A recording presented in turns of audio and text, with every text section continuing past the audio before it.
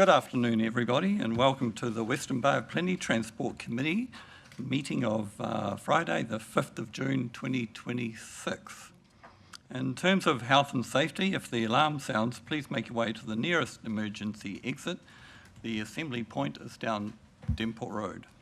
Please be aware that this meeting is being live streamed and the video will be publicly available on YouTube. Members, could you please remember to speak clearly into your microphone and one speaker at a time. And please turn off your mobile phones, which is a good idea, isn't it? I'll turn mine off. Yes, Councillor Maltby. Would we like to invite... she's Margaret Murray Bench. Welcome, Councillor Bench. Thank you, sir. I'm more worried than I am being, by the way. I thought I'd just say that I'm here to observe.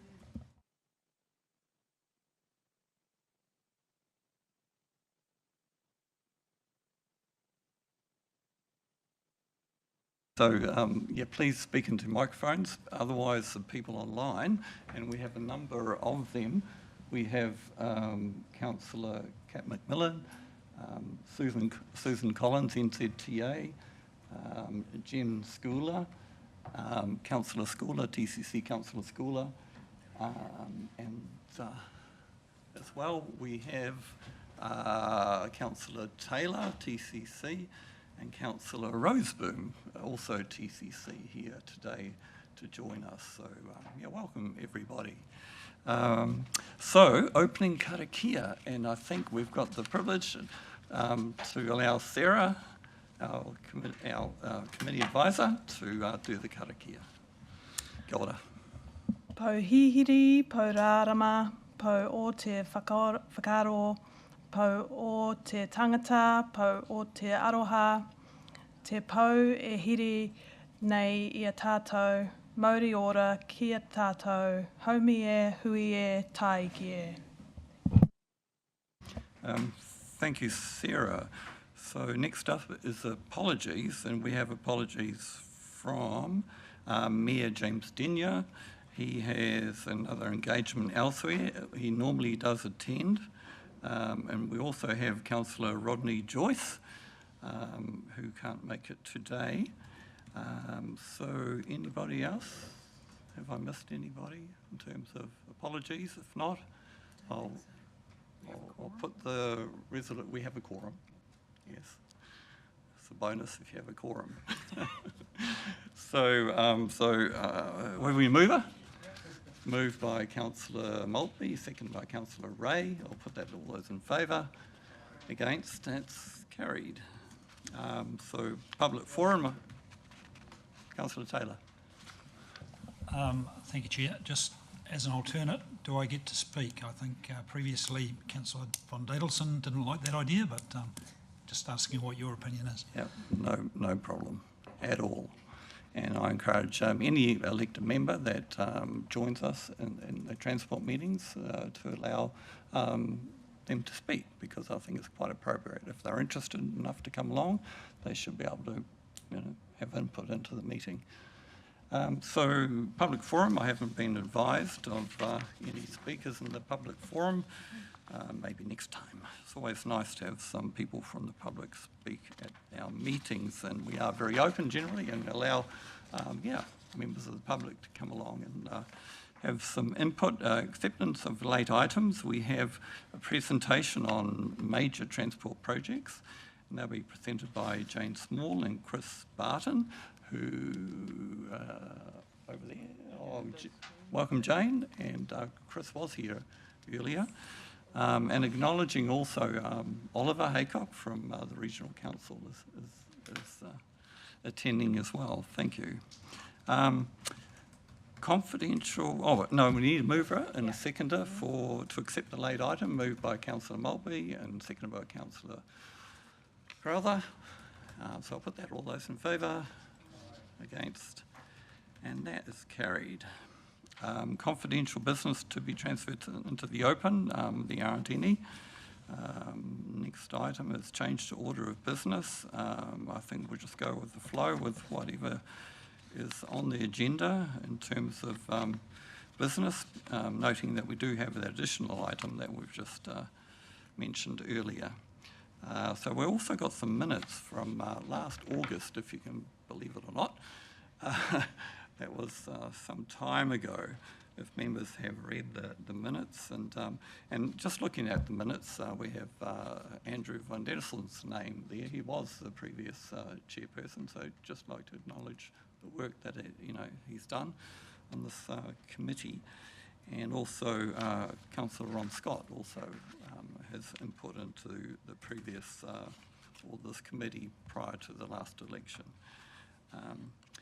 So, are there any corrections or input into those minutes, Councillor Crowther? Just what have you got? Yeah, thank you, Chair. Yeah, I just wondered if we could have a brief update on 5.2 Cameron Road bus lanes activation pathway, because the discussion was very much around an enabling approach and whether TCC would enable that. And it sort of got left, I think the wording was that we received the report, which could recommend, the committee could recommend to TCC, but it didn't get into the resolution because there was a bit of uncertainty, as I recall it. So I'm still not clear what the next step is on that, because it's been nearly a year. Anybody here that could provide some? Sean? So yes, sorry, we were going to look to bring it to this meeting. However, just with the changing of dates, we weren't quite able to get it in time. So we'll be looking to bring that paper to the next edition of this. Thank you, Councillor Taylor. Sorry, just a question. That's a decision for the Tauranga City Council, isn't it? Not this meeting? It remains a decision for the Tauranga City Council. However, It's a briefing. there would be a idea to get an endorsed decision from this council first, or from this committee first, sorry. And Sean, when is the next committee calendared? It's quarterly, isn't it? I think this is September? bi-monthly, 11th of September. quarterly. Try. So that's September 11, which is an interesting date. Councillor Crowther, any other matters on these? Okay, thank you. Are you happy to move? Councillor Crowther, moved by Councillor Crowther, seconded by Councillor... Yep, Councillor Taylor. I'll put that. All those in favour? Against? That's carried. Thank you. Declarations of conflicts of interest. If there are no declarations, we'll move on. Business, appointment of Deputy Chair to Tauranga Western Bay of Plenty Transport Committee. And so it's been fought out by the two of you, and the winner was Councillor John Scrimger. Congratulations, John. You won that little tussle, and glad to have you on board as the deputy. So you'll have the job of chairing it next calendar year, because it is an alternating position of the chair. So I've got the rest of whatever's left of this year. And so we've got a couple of resolutions there. Is there any discussion around the appointment? If not, moved by Councillor... Oh, you've got discussion, Councillor Taylor. Just a question. Now that we have Western Bay representatives on this, shouldn't it rotate between the three? It doesn't say that in here, but is that something that should happen? Good question, Councillor Taylor. Would any members of the Western Bay of Plenty District Council like to input into that? I'm sure Laura would be happy to do the third year. So we need a resolution to indicate that we'd like that considered perhaps at the next meeting. Would that be, Sarah, appropriate? Could we...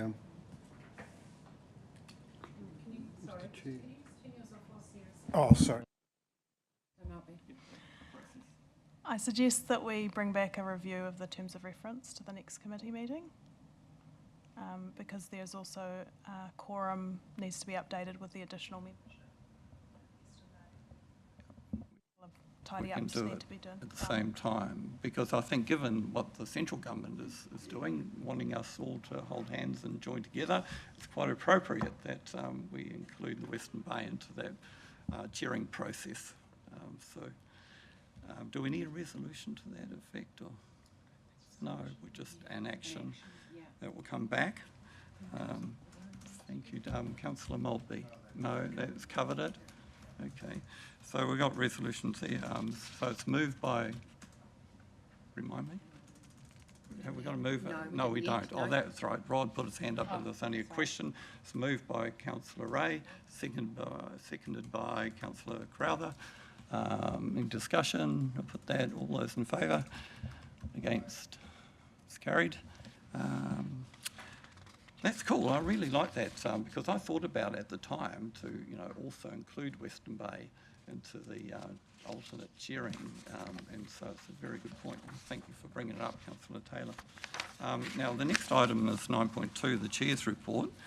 There are a number of items tucked in there, and I think, Oliver, from the Regional Council, that you're speaking to those items, I understand. Welcome.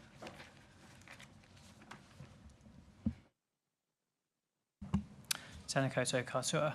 Your report today, Chair, brings some topical matters to the attention of the committee. I will take the report as read, but I would draw your attention to one item which I think is worth noting. That's the completion of the toilets in the Monticola Reserve.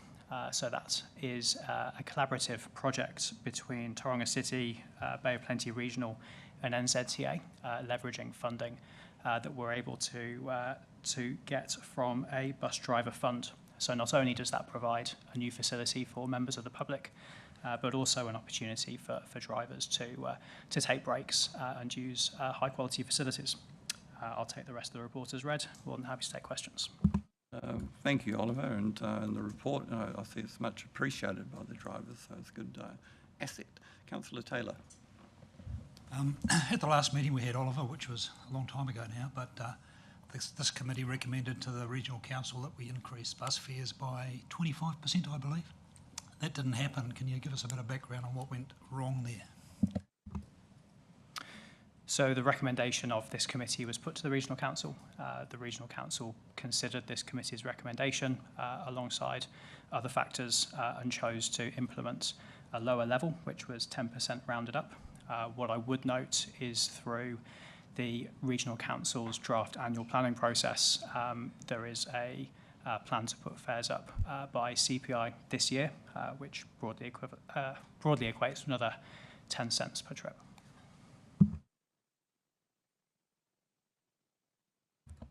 Councillor Taylor, yep.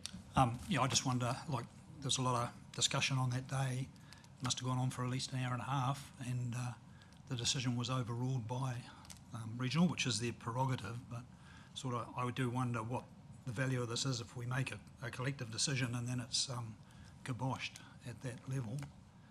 To me, it just wasn't good governance, and it certainly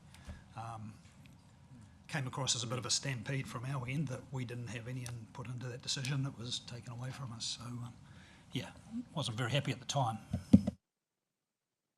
Councillor Scrumger, is this related to Ron? Okay, we have probably one related to this. Yeah, just a point of clarification, because I know there are a number of members who went here. I believe that was the Public Transport Committee as opposed to the Joint Transport Committee that made the recommendation, wasn't it? Because my recollection was that we had a number of regional councillors around that table, and that it wasn't, this committee was given a bit of a look at it, but I don't believe we made a formal, may be wrong, but I think it was the Public Transport Committee of the Regional Council itself as opposed to our joint committee. Councillor Taylor. Happy to be corrected on that, but it's in the report here, so that's where I sort of thought it needed to be said. Council, any more discussion on that? If not, Councillor Scrumger.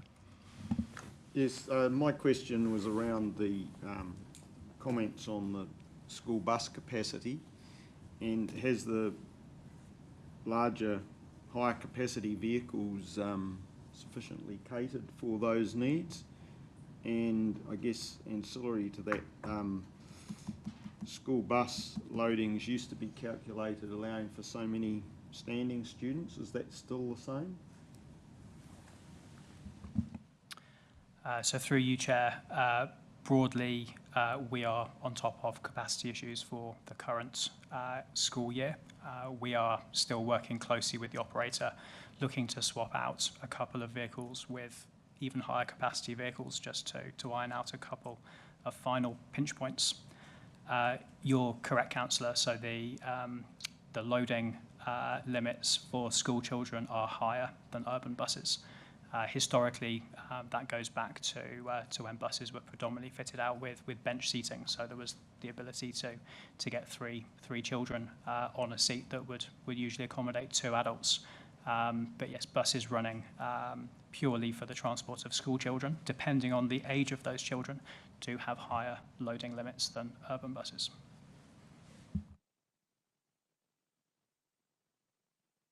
We have a question online by Councillor Kat McMillan. Kia ora koutou, kia ora Ollie. Kia ora, thank you. Just checking, can you guys hear me okay? Yes, You can hear okay? excellent, loud and clear. Oh, great. Yeah, so I just wanted to ask, so we've got the Arataki report with the Tauranga patronage remaining broadly stable, and that goes to April. What have we noticed, because I think I've heard anecdotally from the team, Ollie, that there has been increased patronage with the price of fuel going up. Do we have any data on that?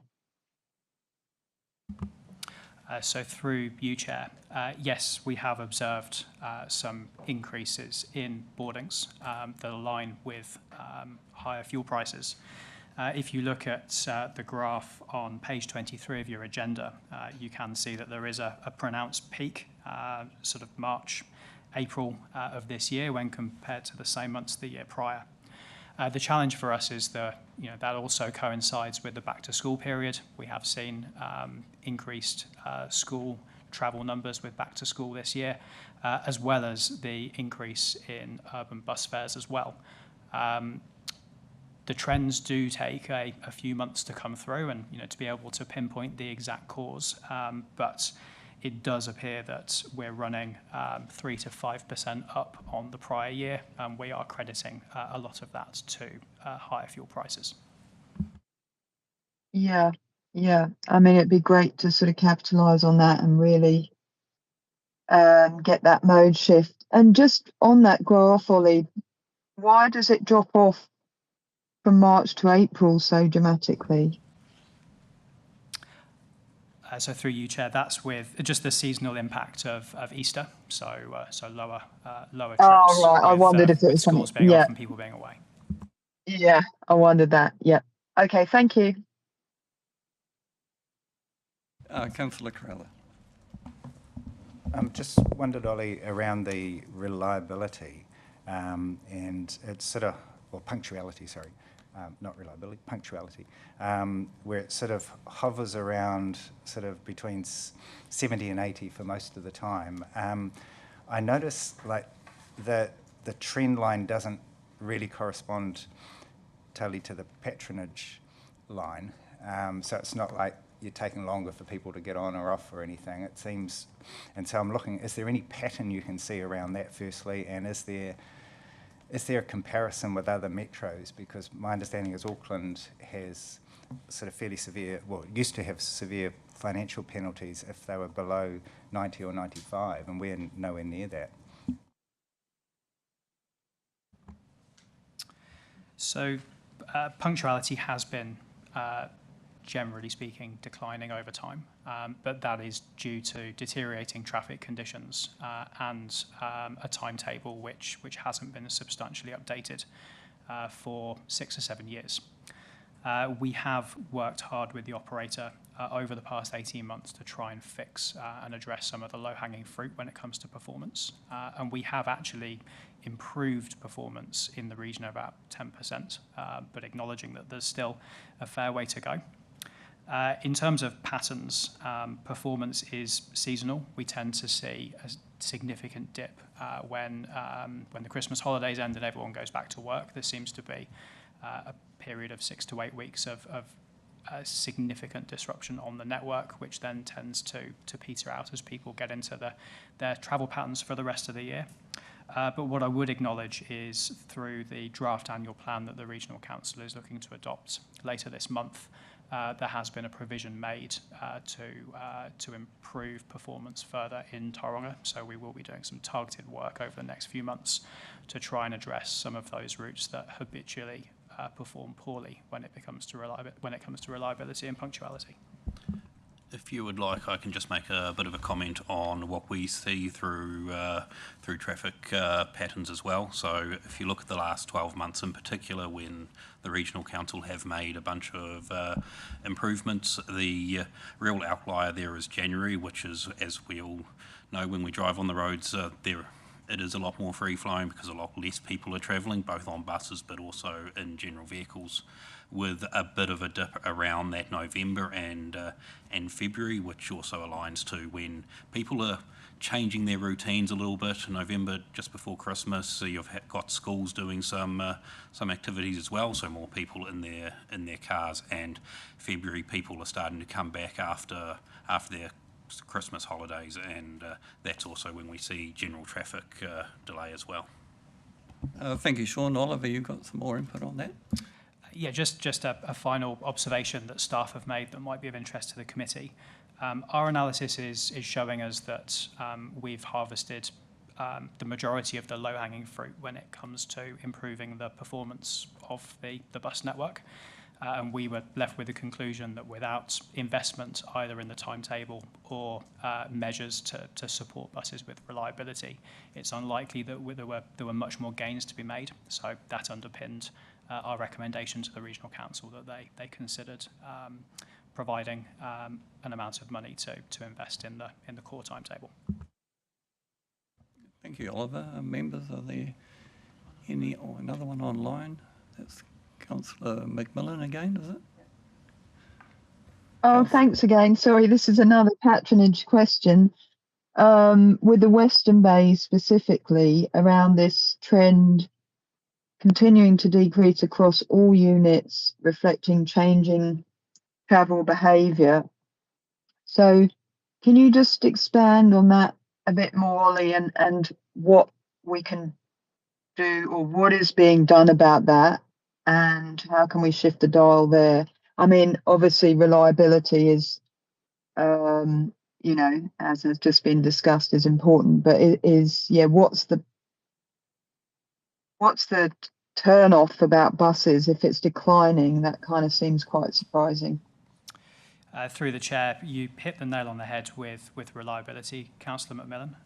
We have really struggled to run a reliable punctual service in the Western Bay. So our two main routes that service Omokoroa and then out to Kati Kati both use that section of state highway between Tauranga and Te Puna across the Wairoa Bridge, and we've really struggled with the constraints in that corridor, with the roadworks and also just the ever increasing congestion.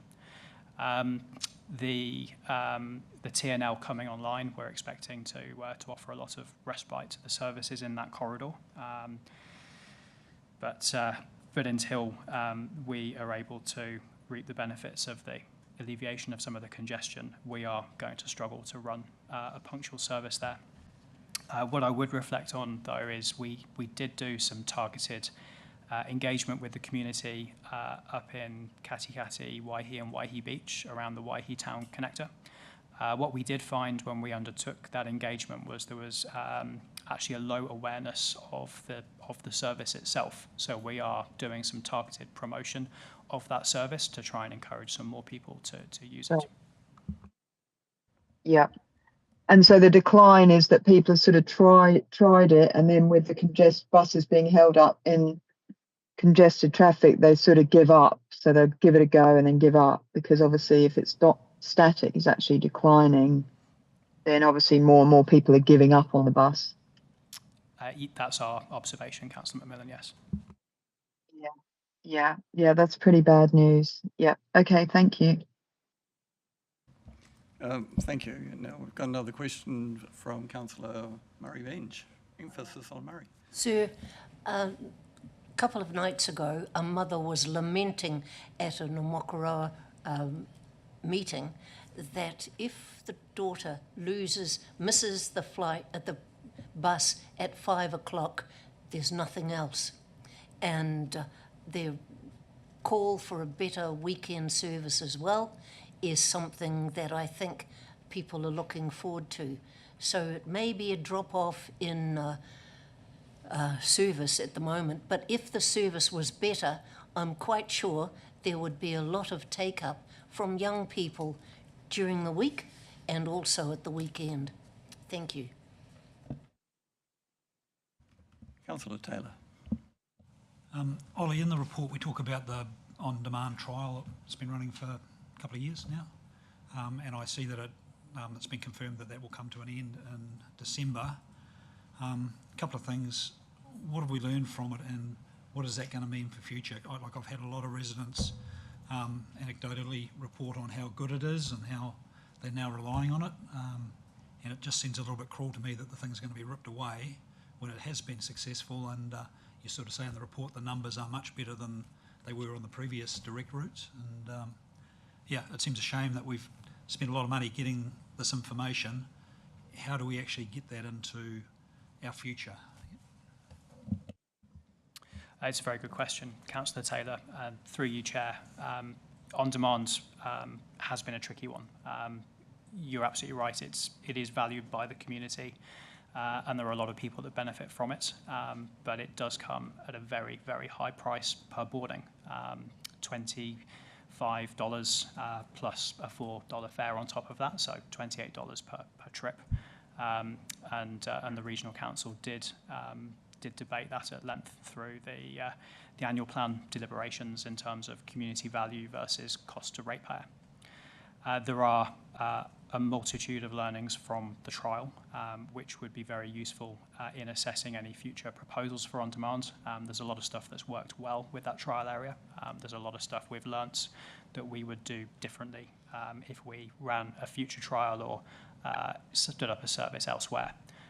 It's really important we capture those learnings, so we will be going through a formal process to document those and present those to a future committee meeting after the trial concludes in December. But just to give you confidence, what we don't want to do is lose all of that good stuff that we've learnt over the past 24 months. Councillor Taylor. Sorry, just it's probably more a comment than a question here, but I really do believe we should be making it very, very clear and communicate well to the community earlier than December that this thing is coming to an end, just so that they're not surprised and shocked by the decision. Yeah, through you, Chair, completely agree. We're developing a communications plan for the community. Part of that is, we have said that we will put back a fixed route service, but we're looking to lean on the learnings from the trial to put back something that was better than what was taken away, hopefully. And then we'll do full and frank communications so that the community can prepare for the change. Oliver, is it possible to get a copy distributed to the committee members on the learnings from that trial, please? Yes, so the final trial report hasn't been done, but to support the Regional Council's decision, we undertook a 24-month review, so more than happy to distribute that.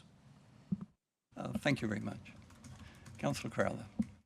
Is there any publicly disclosable detail of the timeframe for Mutu Move?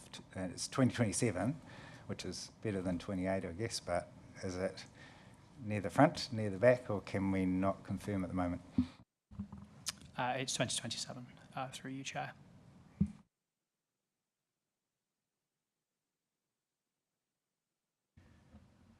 Any further questions?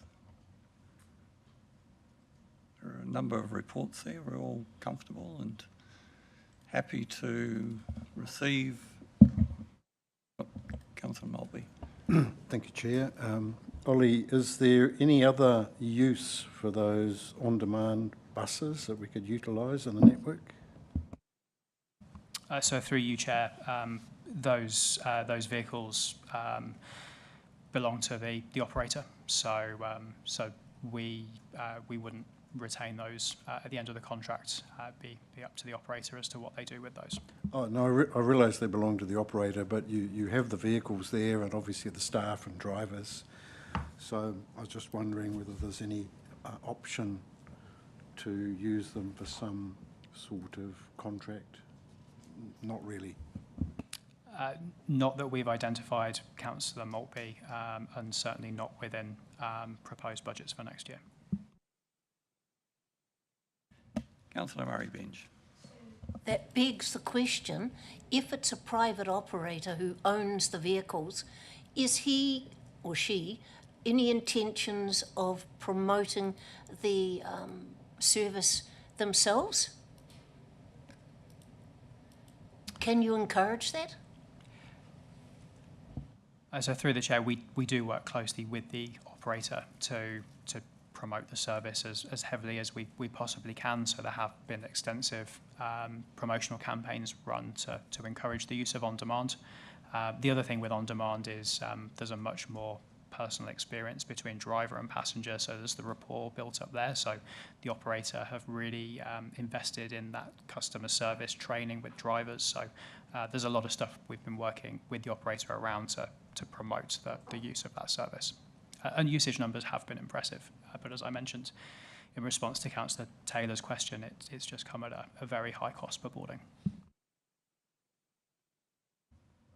If there are no more questions, thank you, Oliver, for answering those questions, and I'll just put it to open it up for discussion. Any members have got any general discussion, please feel free to raise any issues and get some sort of discussion happening. If not, Councillor Taylor. Yeah, to me, there's definitely an opportunity here. I think we've seen that the on-demand buses have been well received, that they work well. Yes, there's a financial problem. We always saw that right from the very, very beginning. It was an expensive exercise, but yeah, to me, we need to probably look a little bit harder. Margaret's idea about repurposing the buses for something else, I think there's been a suggestion in our crew about whether we should have a shuttle bus that rotates through Mount Maunganui, for example, just to try and alleviate some of the traffic congestion we have over there. So, maybe a little bit of lateral thinking on something different that perhaps can get us a good public transport offering at the Mount or even the CBD potentially, taking people from their cars to where they want to go. I think there's some legs in some of that stuff. Thank you, Councillor Taylor. Councillor Murray-Bench. I agree with Councillor Taylor, and I'm thinking of Miss Daisy, driving Miss Daisley, where half the cost of Miss Daisy is funded from, I don't know where, but it's not this Public Transport Committee, and so it's an opportunity to look at something a lot different that could be achieved. Has the young man gone? So it's just something that I think, with an ageing population and so many people who cannot drive themselves and who rely on buses, could you, sir, negotiate within the system for the Miss Daisy, which I think is paid by social welfare or someone, to see if that could work with your dial a demand for bus?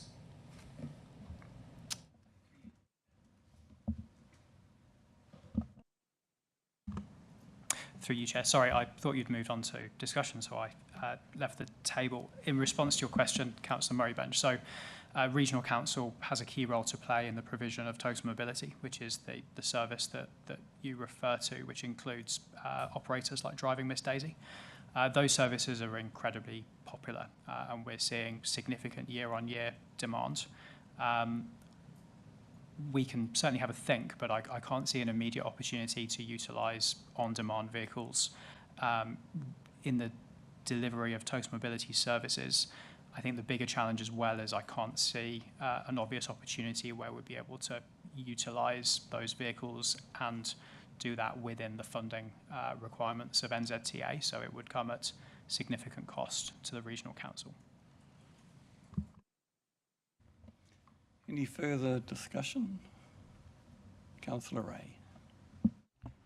So, just while we're in discussion, I just wanted something noted sort of publicly or out loud, you might say, that I noticed in the letter from NZTA around the tolling for the Papamoa interchange that it says here that they're going to clearly communicate, to the public when the new tolling system anyway. But I just want it noted out loud that that's very important for me because I can still see a lot of confusion and frustration, particularly in the east around that toll.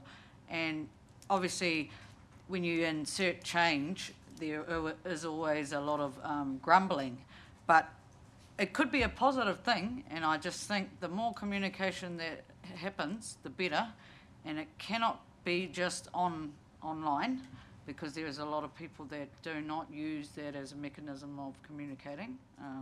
But yeah, just really look forward to that. But I see it's in here, but I just wanted to publicly say that I do look forward to that because people are confused. We do have Susan online, and I'm sure she's noted your recommendations. Thank you, Councillor Ray. No more discussion. We do have a resolution to pass, simply to receive the Chair's report. Councillor Taylor. Probably is a question. I'm not sure whether we're in discussion or questioning, but I'll throw it at you anyway. There's the private share, I think that's what the government called it. They had a series of discussions with us about having to get that up. I think we were at 7, we had to go to 13 and eventually up to the 20s. How's that progressing, and are we getting anywhere near improving our rate? So the private share ratio is broadly holding firm, Councillor Taylor. The challenge that we're facing as the key initiative to drive up private share ratio is the implementation of the new ticketing system, which allows us to deliver some initiatives that do significantly ratchet up that recovery ratio. But what I would add is, as things stand, NZTA have not asked us to confirm a target for year 3. So at the moment there is no confirmed target for this year, but it is still a metric that we are reporting on. So you will see that come through, but it is holding broadly steady. Councillor Taylor. Sorry, so those numbers that I spouted off, I know they're probably not exactly right, but were those the numbers the government indicated we should be going for? Those were the numbers that we agreed with government, but as part of that, part of the acceptance of those was acknowledgement that we needed the NTS ticketing system to deliver the initiatives to make the steps towards those targets. Councillor Scrymgeour, followed by Councillor Mulvey. Yeah, I just wanted to add another comment in regard to the tolls on the TEL.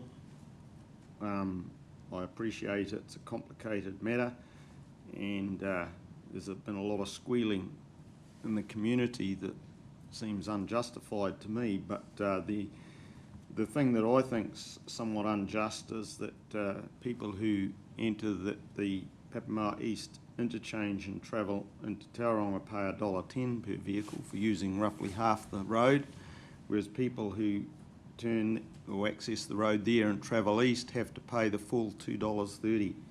And I think it just adds to what Councillor Ray was just saying about being heavily weighted imposition on those who live and work further east, whereas we hear a lot of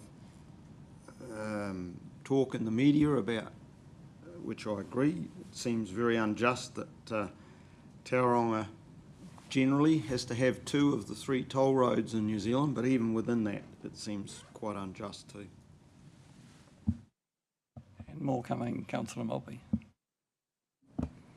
Thank you, Mr. Chair. I don't know whether this is the right place to raise it, as I sent you an email. One of the things I've noticed with the buses, Ollie, is our levels of service. At the moment, we have quite an optimistic level of service, which is so many % of houses are within 500 metres of a bus service that goes every quarter of an hour. I'm wondering if part of our problem is that that's a bit optimistic. I mean, is there an option to change the levels of service so that we're concentrating on transport corridors for those frequent services, and then perhaps less important routes we could have peak service and then a reduced service out of peak time, and then for the, I suppose you'd call them the social need buses, that could be at a much reduced level. Because if you look at the example of metro rail services, for example, they just have a route and that's it. Because my experience on the buses, if you have a meandering bus route that's trying to pick up too many people, then people won't use it because it's too slow. I mean, I've talked to people on the Papamoa bus and they actually drive close to Bay Fair, park and then get on there because the bus is so slow as it goes round and round and round. So is there an option to look at those levels of service, do you think? Through you, Chair, yes, there is, but I would say not through this committee, and I mean that with no disrespect, but what I would draw your attention to is the review of the Regional Public Transport Plan and the review of the Regional Land Transport Plan. So both of those outline the service hierarchy, which you referenced. What routes are achieving, whether they are coverage routes, whether they're what we're trying to achieve through those. And then you're absolutely right. You would then put your level of frequency appropriate with what you want that route to achieve. The other opportunity we have is, as you know, we're currently starting the work to re-procure our big bus service delivery contracts, and we'll be taking the Regional Transport Committee through our proposed process to achieve that at the meeting at the end of this month.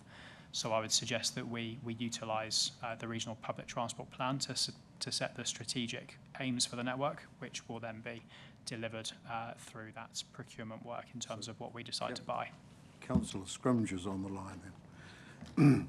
I was just wondering, do we know what the levels of service are for the big metros like Auckland and Wellington? Yes, we do. What I would say is increasingly 15-minute frequencies are, that's the upper bound of what people regard as high frequency. So in a lot of metro areas, you would see frequencies greater than 15 minutes, so buses coming every 5 or 10 minutes. In Tauranga, our highest frequency routes, which are the 2 in from Papamoa, the 5 to Mount Maunganui, and the 55 along Cameron Road, all operate on a 15-minute frequency. 15, yeah. No, I was thinking more of the level of service regarding access to the routes, because Auckland's very arterial. Because it's an older city, you've got a lot of grid streets. But if we should leave it to the Transport Committee, I guess I'll just have to chew Scrim's ear in the meantime. Thank you, Oliver, for answering those questions. Are there any further questions or discussion before I get somebody to Councillor Taylor? Not trying to prolong the meeting, but got to cover all issues. Something that Oliver just talked about then was probably what this committee is actually here to do, and what our purpose is, and what our ability to make change. And looking at the purpose of us, we are a recommendation to the other bigger committees. So yeah, probably a bit of what does everyone else think about that? Like, how do we actually get stuff done? That's probably my question. If it's only a recommendation and we're at the will of essentially the mayors, I suppose, at the higher level committees. I'm happy to open that up for discussion. I thought about potentially after we close the meeting, we can have a sort of a round the table discussion, given that we've sort of reconvened this committee after the last election, and just think, is there any different desires in terms of the outcomes that we need to focus on or whatever. But we could entertain some discussion now while we're online if you wanted to discuss further. So it's open for discussion. Councillor Maltby.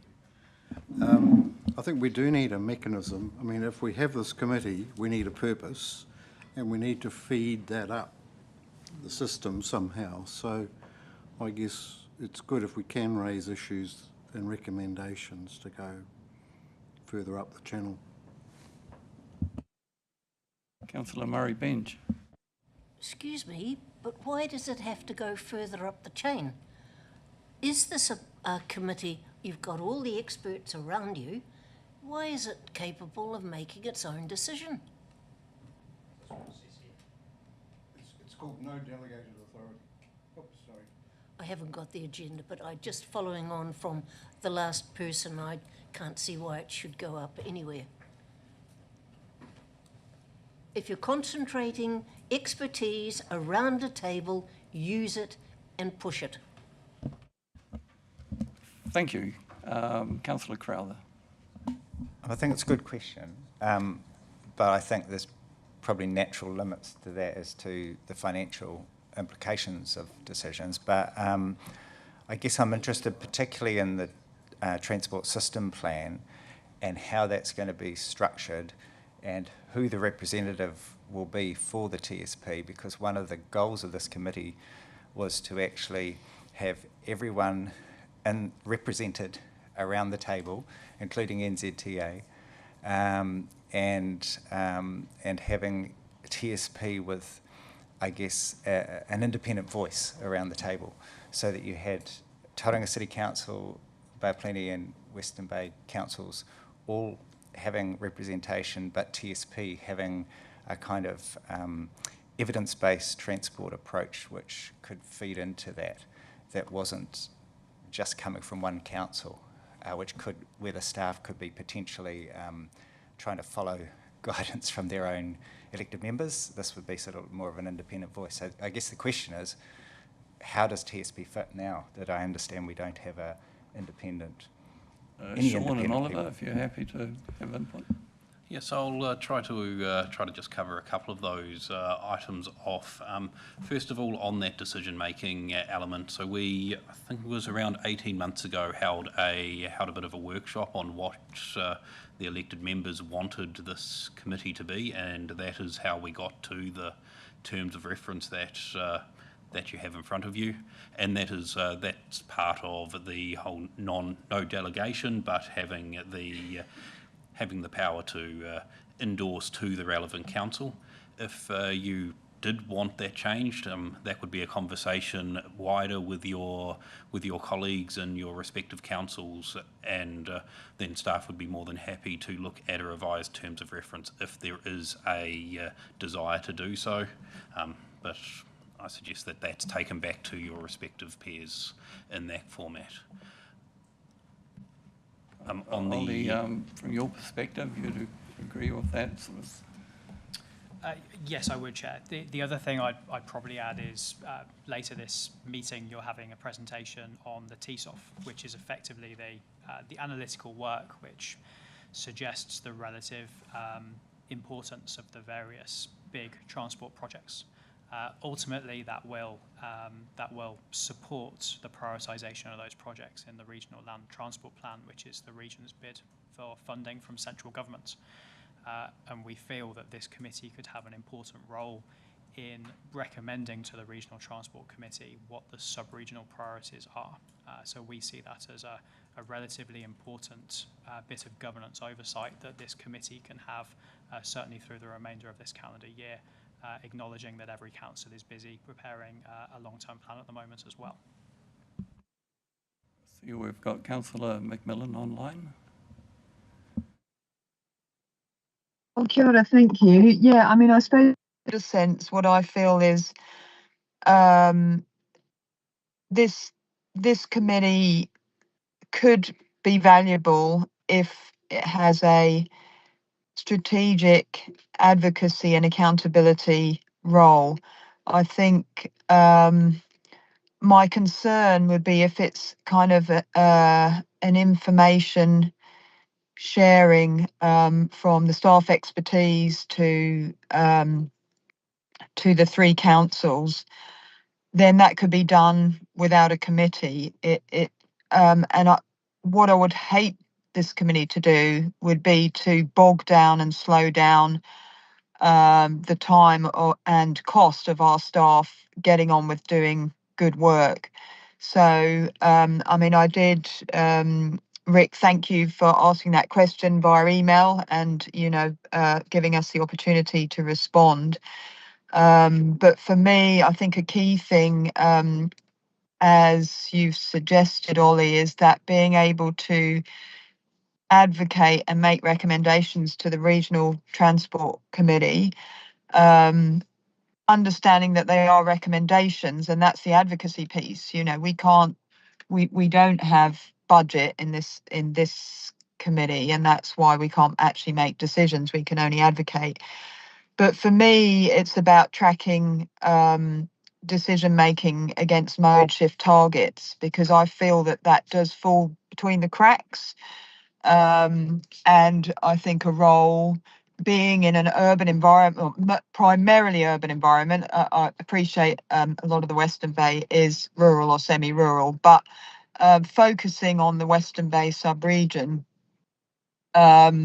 we do need dramatic mode shift, and we have those targets, and we're looking at congestion, and then we're looking at potentially short-term solutions with the TELs, etc., which ultimately will also become congested if we don't achieve mode shift. So the accountability with that and the sort of strategic driving that this committee could do, I think, is really important. I think we need to look at long-term decision making with this committee. For example, with passenger rail, that's a 30 to 50-year sort of planning, and how are we feeding into the regional spatial plan and the advocacy work that we need to be doing there in terms of land acquisition and whatever else in terms of the urban environment. And I think we also need to be strategic at looking at the local government reform and the fact, and it's been mentioned today already at least once, we are going to be one soon. Whether we're one sub-region or whether we're one region-wide unitary, we don't know yet, or whether we are crossing different current regional boundaries as a unitary. But what we do know is we're going to be a unitary, so we're not going to be three councils here, we're going to be one. So how is that impacting our reporting and decision making, and how are we maximising on shared service and efficiency, stepping towards being one, service delivery and infrastructure as one entity? So those are sorts of things that I think could be really valuable for this committee to be exploring. And I think what the risk is that if we're having FYI reporting from staff that we don't have the ability to make decisions on, and a lot of them are operational expertise as opposed to governance decision making, then I think it could waste everyone's time. That's just my thoughts, and I'm just being straight up as to my thoughts. Thank you.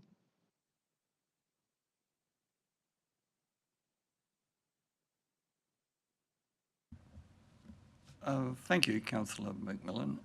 So from the discussion, are there any proposals in terms of how we're going to move forward and consider what's been said today? Councillor Crowther.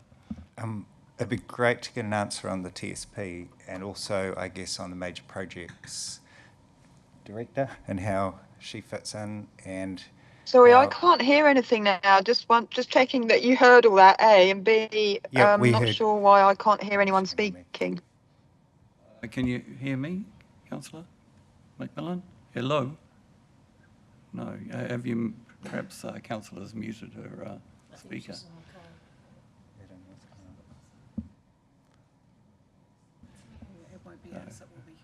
Okay, it might be your connection through the mobile network, perhaps. So Councillor Crowther? Yeah, so TSP, Major Projects Director, and I guess any other layers of how, I mean, the whole point was to integrate all the conversations around transport in one room with representation from all parties.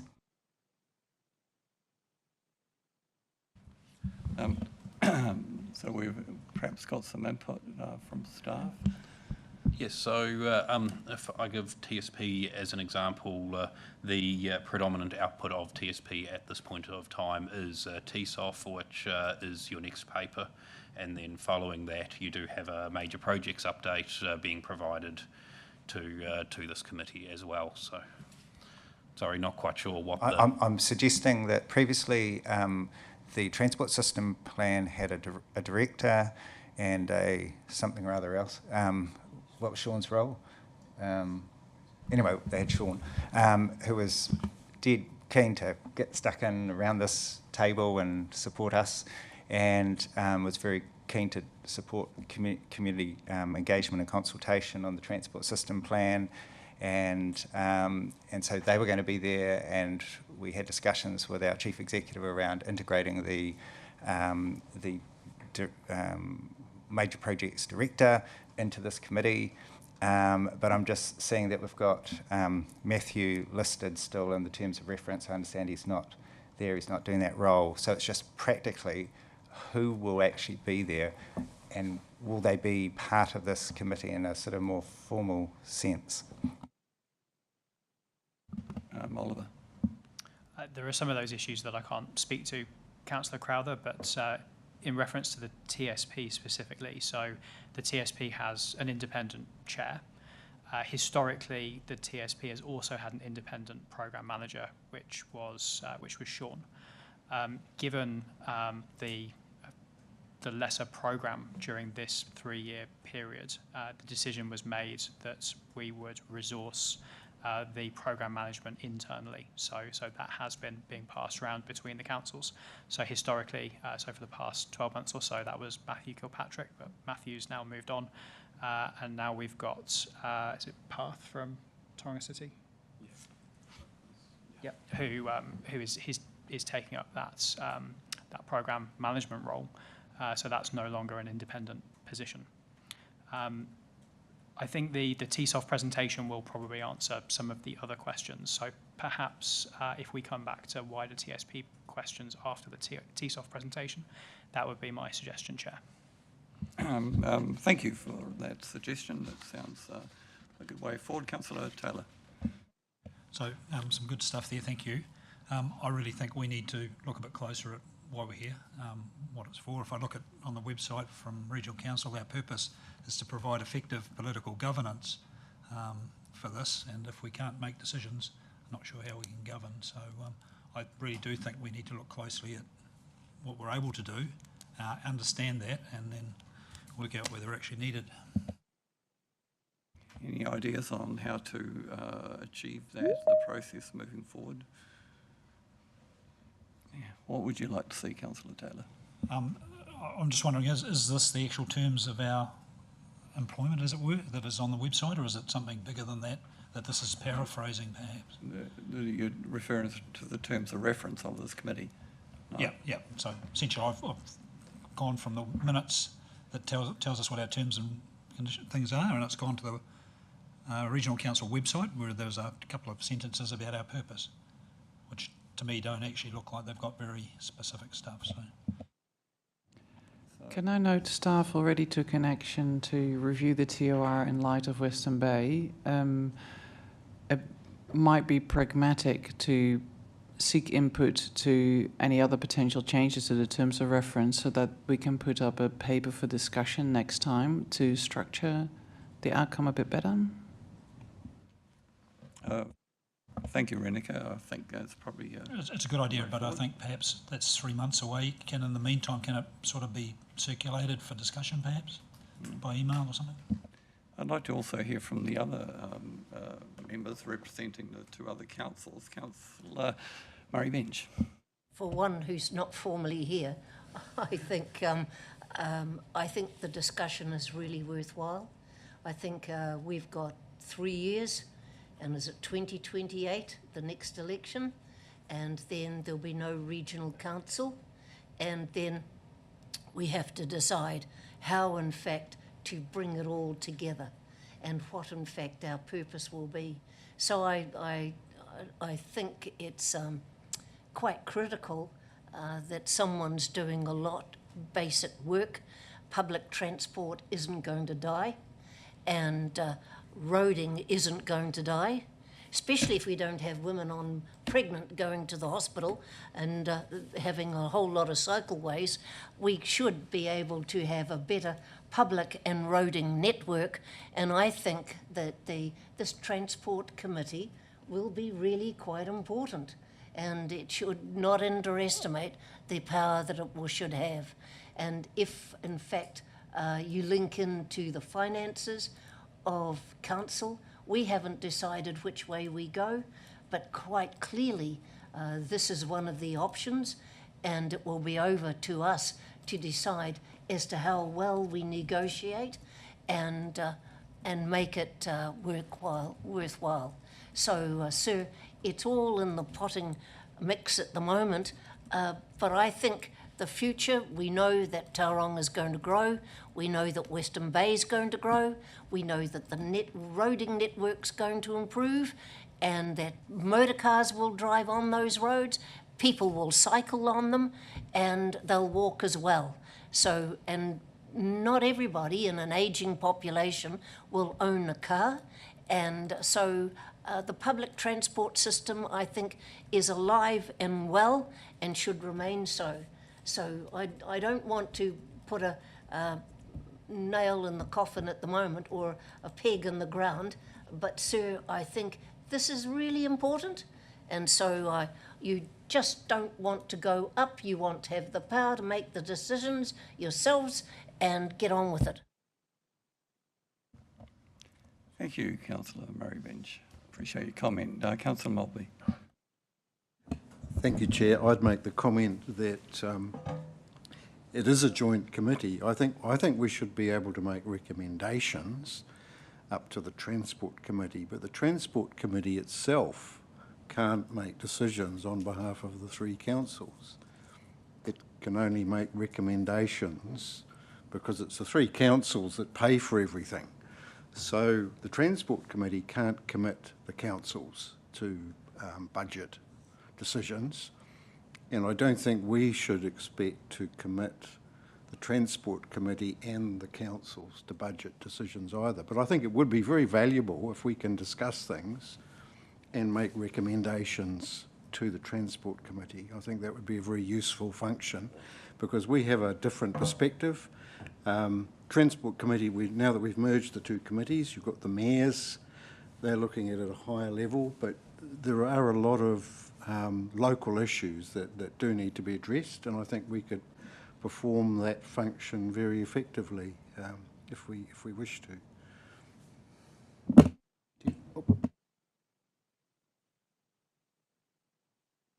This is going to come back to haunt me, but I do wonder how the mayors can go to that committee and make those decisions if they don't have these full discussions or haven't been involved at ground level on this stuff. So one would hope that they would take our recommendations and run with them, but in the past that hasn't been the case always. So. No, that hasn't been the case, but at least if we can put recommendations forward, that's a good step, isn't it? And then we can lobby our individual mayors and chairs, perhaps. Thank you, Councillor Crowther. After having a ringside seat last time at the RLT Regional Land Transport Plan, I think the biggest issue is the alignment between the councils and the long-term plans and the Regional Land Transport Plan. So I think most of the mayors, my experience for the three sets of mayors that I've witnessed was that they, by vast majority, just look at the evidence there and recommendations from any committees and from staff, and sort of don't tend to just branch out into creative prioritisation too much. But I think the bigger problem is councils do that. Well, not problem, the biggest challenge, so that you then end up with a misalignment, and then you have last-minute changes like happened in the last regional plan, which completely upset the whole apple cart, alienated Tauranga's neighbours, and did a few other things as well. So I think we've got to be really, that's the beauty of this, is that we all are together in the room, and we will know immediately if Western Bay or the Regional Council aren't supportive, because they can just tell us, and vice versa.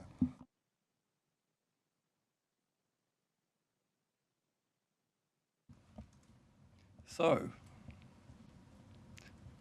how are we going to move forward? Councillor So Taylor. I'm happy that the action that Renika mentioned, if we can do that and do a little bit of back and forward before the 3 months is up, I think that could be a good process to get us some headway. Yeah, Renika, you've taken it all on board and will come back to us and Sure.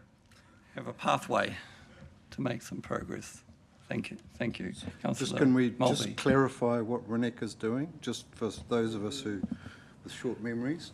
So I took an action initially to update the terms of reference for the third year being propose- Western Bay. I propose we broaden that action to include any suggestions from this group. So we can make recommendations. You can make recommendations of anything else that you might want to change in the terms of reference. We will then highlight those and send them around per email so that they can be at least partially discussed before the next meeting. Is that what everyone? Okay. And the terms of reference, then, they're approved by the three councils. Is that Even right? if we, as this group, approve terms of reference, they still need to go back to their original councils, especially if there's any change in a delegated authority, power to act or power to make decisions. Thank you, Renika. I just want to confirm that action has been Yes, noted. I've recorded, yes. Yeah, it has been recorded, and we look forward to hearing back. So, any further discussion? If not, we need to move on, and so we need to mover and seconder to receive the chairperson's report. Moved by Councillor Maltby, seconded by Councillor Crowther. I'll put that I'll put that all to the floor. All those in favour? Against? That's carried. Thank you, gentlemen. I think next, Renika would like to speak. Apologies. Could I suggest a quick change of agenda with, provided this works for everyone else, and do the major transport update first? I'm just conscious that the presenters still have a long way to travel today. Sure. It's a great idea. So if the committee's happy with that, do we need to move in a second to change the items? No, then we're all happy. So Councillor Maltby, you have... Oh no, I don't think we need a resolution. We'll just change the order of business on the hoof. So moving forward, the presentation on major projects. That's item 10. We have Jane Small and Chris Barton. Tēnā koutou. Kia ora. Perhaps I should just start by introducing myself. I'm Jane Small, and I recently started at the end of March as the Director of Major Projects in Tauranga City Council, which includes the transport projects, our civic build, and some of our other more major projects as we move forward. So today I'm just going to give a short introduction to the presentation, and then I'm going to hand over to Chris Barton, who is our Portfolio Manager of the major transport projects, and he'll take you through the presentation in more detail.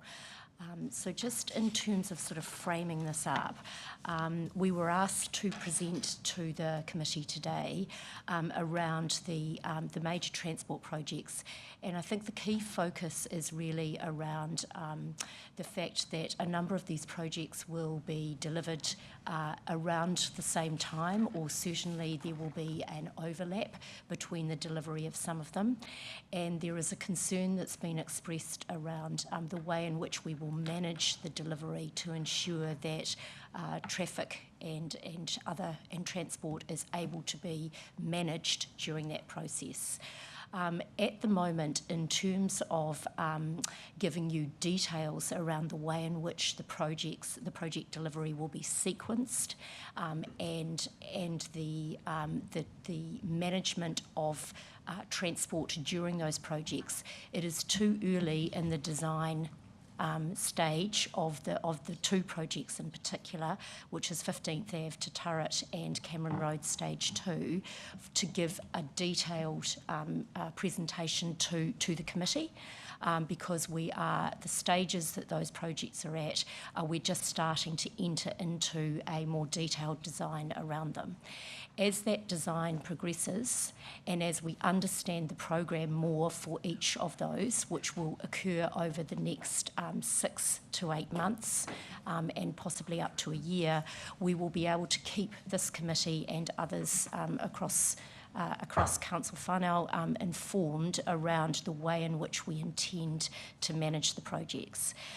The other thing to say is that we have internally at Tauranga City Council, we have looked at the projects beyond transport that are planned to be delivered within the next few years, and we are looking at how all of those can be integrated and setting up a group to look at and manage staging and the way in which that will be run. Now, that is in very early stages, but Chris is going to take you through some of the work that we've done already, just to look at what is planned and what we're going to be looking at to make sure that we can keep the city moving.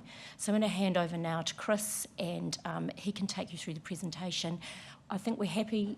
Will we run through the presentation and then take questions at the end? Is probably the best way to do it. Members happy with that approach? Questions at the end? Yep, sure. Thank you, Jane. Thank you. Hi, Chris. Yeah, thank you. Sorry, I had some technical issues with just pulling the presentation up. Seems to. So we'll just give it a second. It's on its way. Sorry, members, Sorry. we've just got a technical Apologies. delay. Have a drink.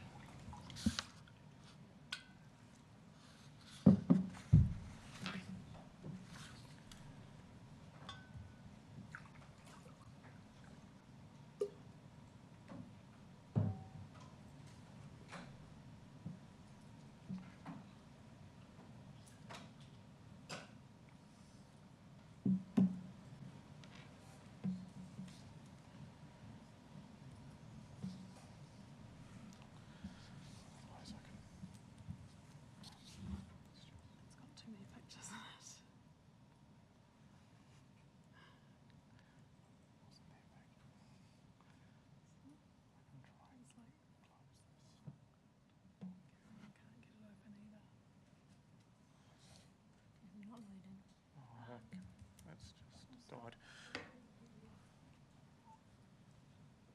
All right.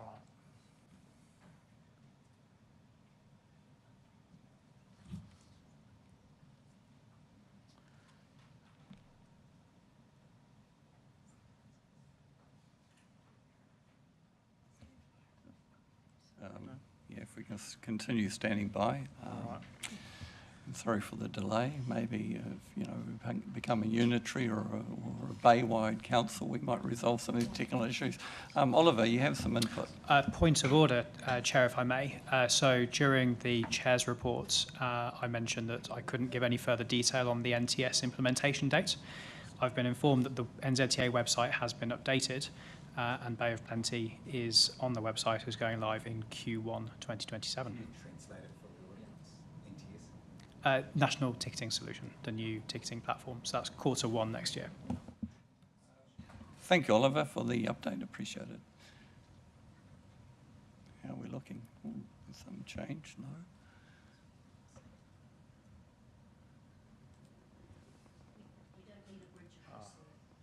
No. Here we go. Here we go. We're in business. We've got something. Go, All right. Chris. Thank you. Would you be able to scroll back? Yep. All right. So I think, yeah, you'll have this. I think access to this through. So that's been circulated. So yeah. If you scroll to the next page, I think. Firstly, introductions. Yeah, so I'm Chris Barton. I'm the Transport Portfolio Manager within the Tauranga City Council Major Projects team. There were some animations attached to this. I got a bit fancy with it, but we might just have to run with what we got here. So Tauranga City Council's major Transport Major Projects portfolio is delivering key strategic interventions as identified through documents you'll be familiar with, UFD, TSP. This is a slide effectively out of TSP, with projects prioritised to support and enable growth, economic productivity, connectivity and safety. So our Tauranga City Council Transport Major Projects portfolio and projects which I'll provide an update on today are highlighted in the blue rings there. So obviously a component of the overall transport system plan and some of the key projects within there, noting a lot of the other, there's obviously a linkage particularly with NZTA and state highway interventions as well, but I won't be updating on those. So just running through those projects for context, we've got Papamoa East Interchange down in the bottom right there, that's recently, we'll go through the details. Tauriko enabling works on the bottom left, they're the ones that have recently been in the construction phase. Upcoming construction is 15th Ave to Welcome Bay, or connecting Welcome Bay, Cameron Road Stage 2 and connecting Mount Maunganui. So just reinforcing as well the report which will be coming through subsequent to this in terms of TSOF prioritisation, I think has again reinforced that these projects do remain key priorities for the region moving forward. Next slide, please. This is a summary timeline, just a high-level timeline in terms of phases as projects are looked from a delivery perspective. So you could, as outlined, the blue boxes are construction, and then we've got the kind of the yellow and the green boxes there to outline more the business case and design and pre-implementation phases of jobs. So as you can see, we're coming to the back end of Papamoa East Interchange and Tauriko enabling works is progressing well. We've got 15th Ave to Welcome Bay and Cameron Road Stage 2 really, and we're working through those design processes, and we'll outline connecting Mount Maunganui is more of a subsequent deliverable and an earlier phase than those others. Next slide, please. I'll just provide a high-level overview around some of the projects. So Papamoa East Interchange, you'll all be familiar with this, recently completed, opened in early April, just before Easter. So this interchange provides improved transport connectivity both for current residents and businesses in the Eastern Corridor, as well as obviously servicing ongoing growth and development through that Eastern Corridor area. So the project was successfully delivered on time, within budget, and delivered some savings against the budgets, and also notably without significant disruption during construction. So that was, we deemed that a win during the construction. We didn't get too many complaints from either people travelling through on TEL and the adjacent residents have certainly appreciated that being open. So next slide, please. Tauriko enabling works. So this obviously in terms of this is a council funded and obviously working with NZTA from a delivery perspective on this. It links in with the longer term Tauriko Network Connections RONS project. But this Tauriko Enabling Works project supports residential and industrial growth, both in the new Tauriko West development area, largely residential, and obviously continued development of the Tauriko business estate. So construction of the new Redwood Lane, Kawerau Drive roundabout was completed late last year. It's been operating relatively well since opening. And on the right, we've got construction continuing through the Tauriko village.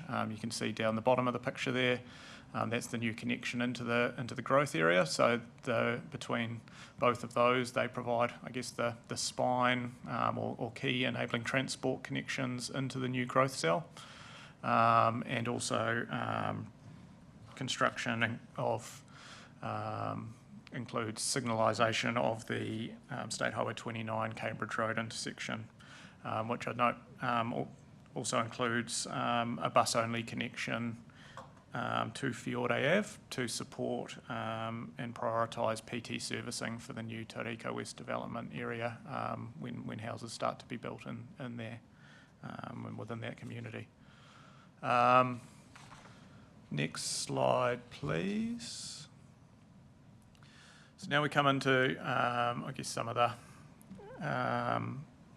the ones that are more in the design and development phase. So 15th Avenue to Welcome Bay, obviously it's been a project that's been floating around for a long period of time, been through a business case development phase.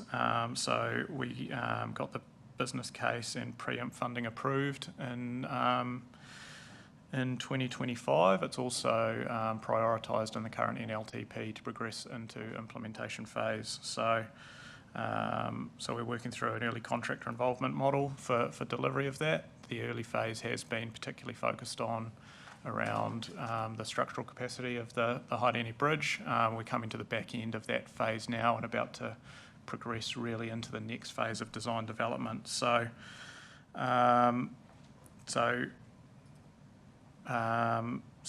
engagement with project partners, stakeholders and the community as the design developments is going to be a key focus, particularly through the second half of this year. And we're planning at the moment to finalise the design and confirm detailed construction plans around mid next year, so that we can get into construction from late 27. Yes, subject to implementation funding being approved. Right, next slide, please.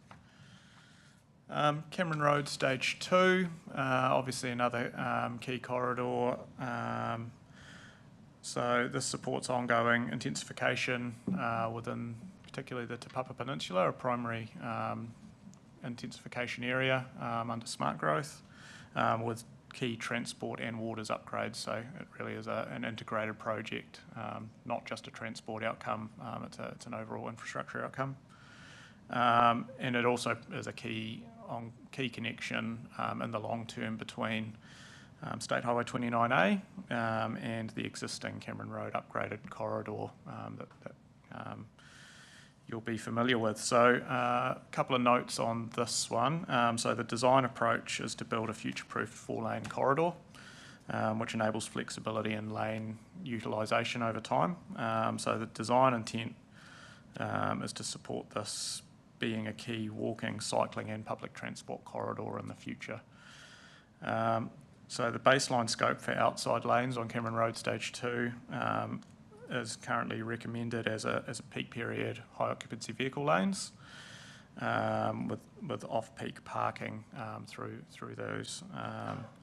Within the concept though, there remains flexibility over time or in future to change the functionality of those lanes between different uses, including provision for potential future PT lanes as and when those are deemed required. So a couple of other notes on this one. Constructability and minimising disruption have been a key focus as we've been working through the previous design or through the design development. And we are looking to optimise reuse of existing assets, and compared to previous sections of Cameron Road, anticipate there will be works will be less invasive generally through retaining existing curbs, generally pavements, and we'll be completing more localised widenings and surface treatments. So that's in terms of the constructability elements. We're confident that we will be able to, in general, be able to maintain traffic flows while we're constructing that probably more easily than what has potentially been on previous sections of Cameron Road Stage 1. However, we're still working through the details around that, and obviously the water main installation becomes a key factor as part of that, which does require potentially some, will be more invasive. So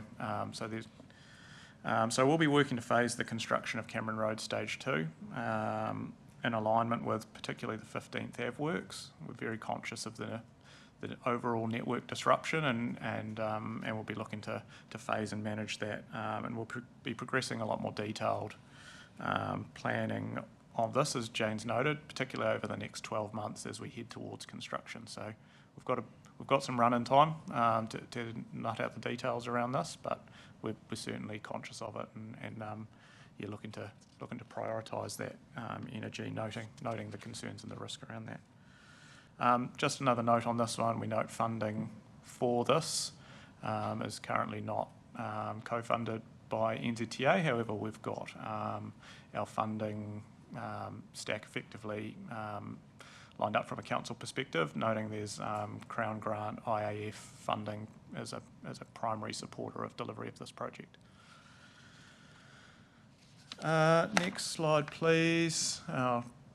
So connecting Mount Maunganui, again, you'll be familiar with this project. It's been around for a long period of time. Obviously a joint project between Tauranga City Council and NZTA, particularly from an infrastructure perspective. The indicative business case was completed and endorsed, and it outlined a program of interventions across both the state highway and the local road networks, and also identified a proposed staging plan for implementation of these interventions, which is outlined on the diagram there. So based on that indicative business case as our starting point, we're currently in the process of progressing a detailed business case for the scheme, with the goal around that of seeking potentially some funding prioritisation in the upcoming LTP, NLTP and RLTP to keep the project moving into the next phases. What those next phases are, the detailed business case will tell us, but that's something we're working through. Also note for connecting Mount Maunganui, it's a key part of the recent regional deal that you'll be familiar with, and it's also been through an assessment process with the Infrastructure Priorities Program as well. I think we're waiting on them to release their prioritisation around that, but hopefully we get that out within the next couple of weeks is our understanding, but that's looking promising as well, just to support from a National Infrastructure Commission assessment perspective. So on this one, timeframes for construction obviously are not yet confirmed at this point in time, but there is an extensive, I think we note there's an extensive program still to run through the detailed business case, pre-implementation, property processes, and obviously confirming funding and financing arrangements for delivery. So it's more of a medium to longer term intervention, but obviously still key from a delivery perspective, and has been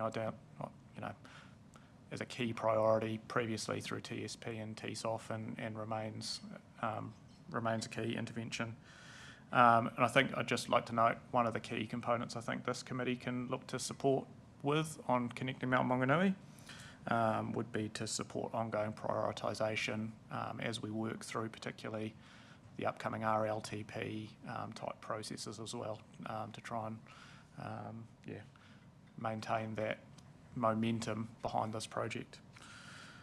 Last slide. So again, had some pretty fancy animations lined up for this one, but we'll talk through it.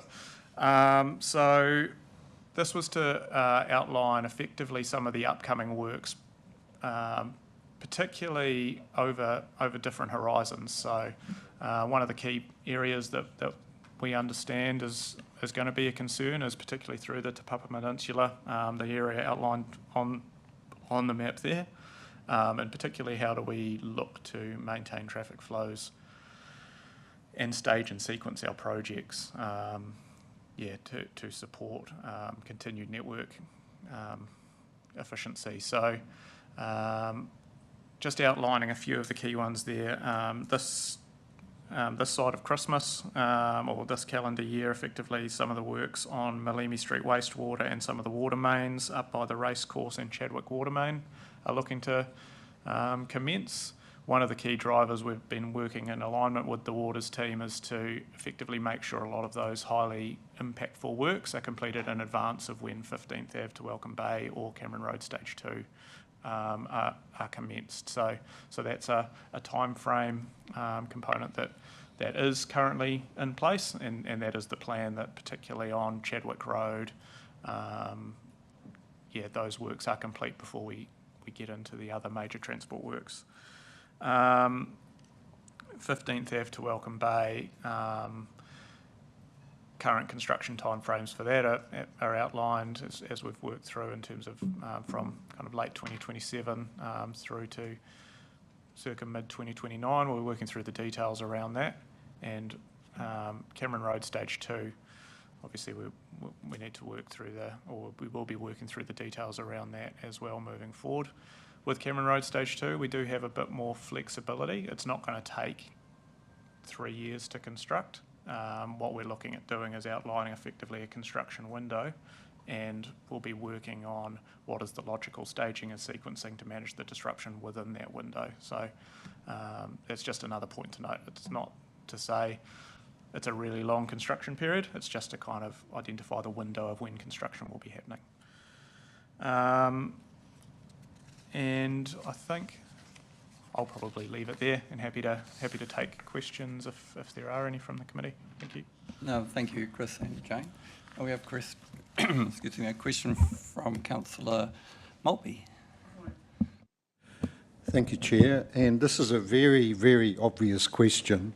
I was fortunate enough to be driving to Malimi Street on the morning that they were doing the road work, or the work on Oropi Road, and it was gridlocked all the way back to Bay Park. The entire system was gridlocked just because of that one little. So I foresee a lot of problems with Turret Road, and particularly you've got an overlap Cameron Road and Turret Road at the same time, and potentially you're also overlapping with the work on Hewlett's Road. So that's going to be a very, very difficult task to manage well. I don't know how you do that.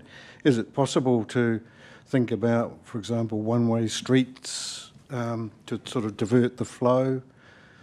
It's going to be a huge disruption to the traffic, particularly Turret Road. Yeah, potentially. What we will be working through, and probably coming from my previous role was at Auckland Transport in Auckland, and managing the delivery of brownfields projects, including the Eastern Busway project and other major arterials where work was being done. It is fair to say that there will be some disruption. You cannot deliver projects like this without some.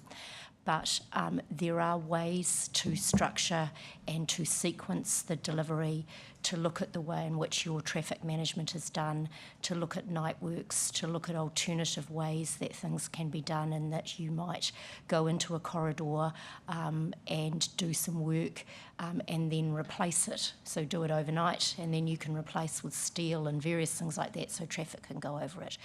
We don't know at this point. We do not have sufficient detail to be able to give you more information around how that will be managed.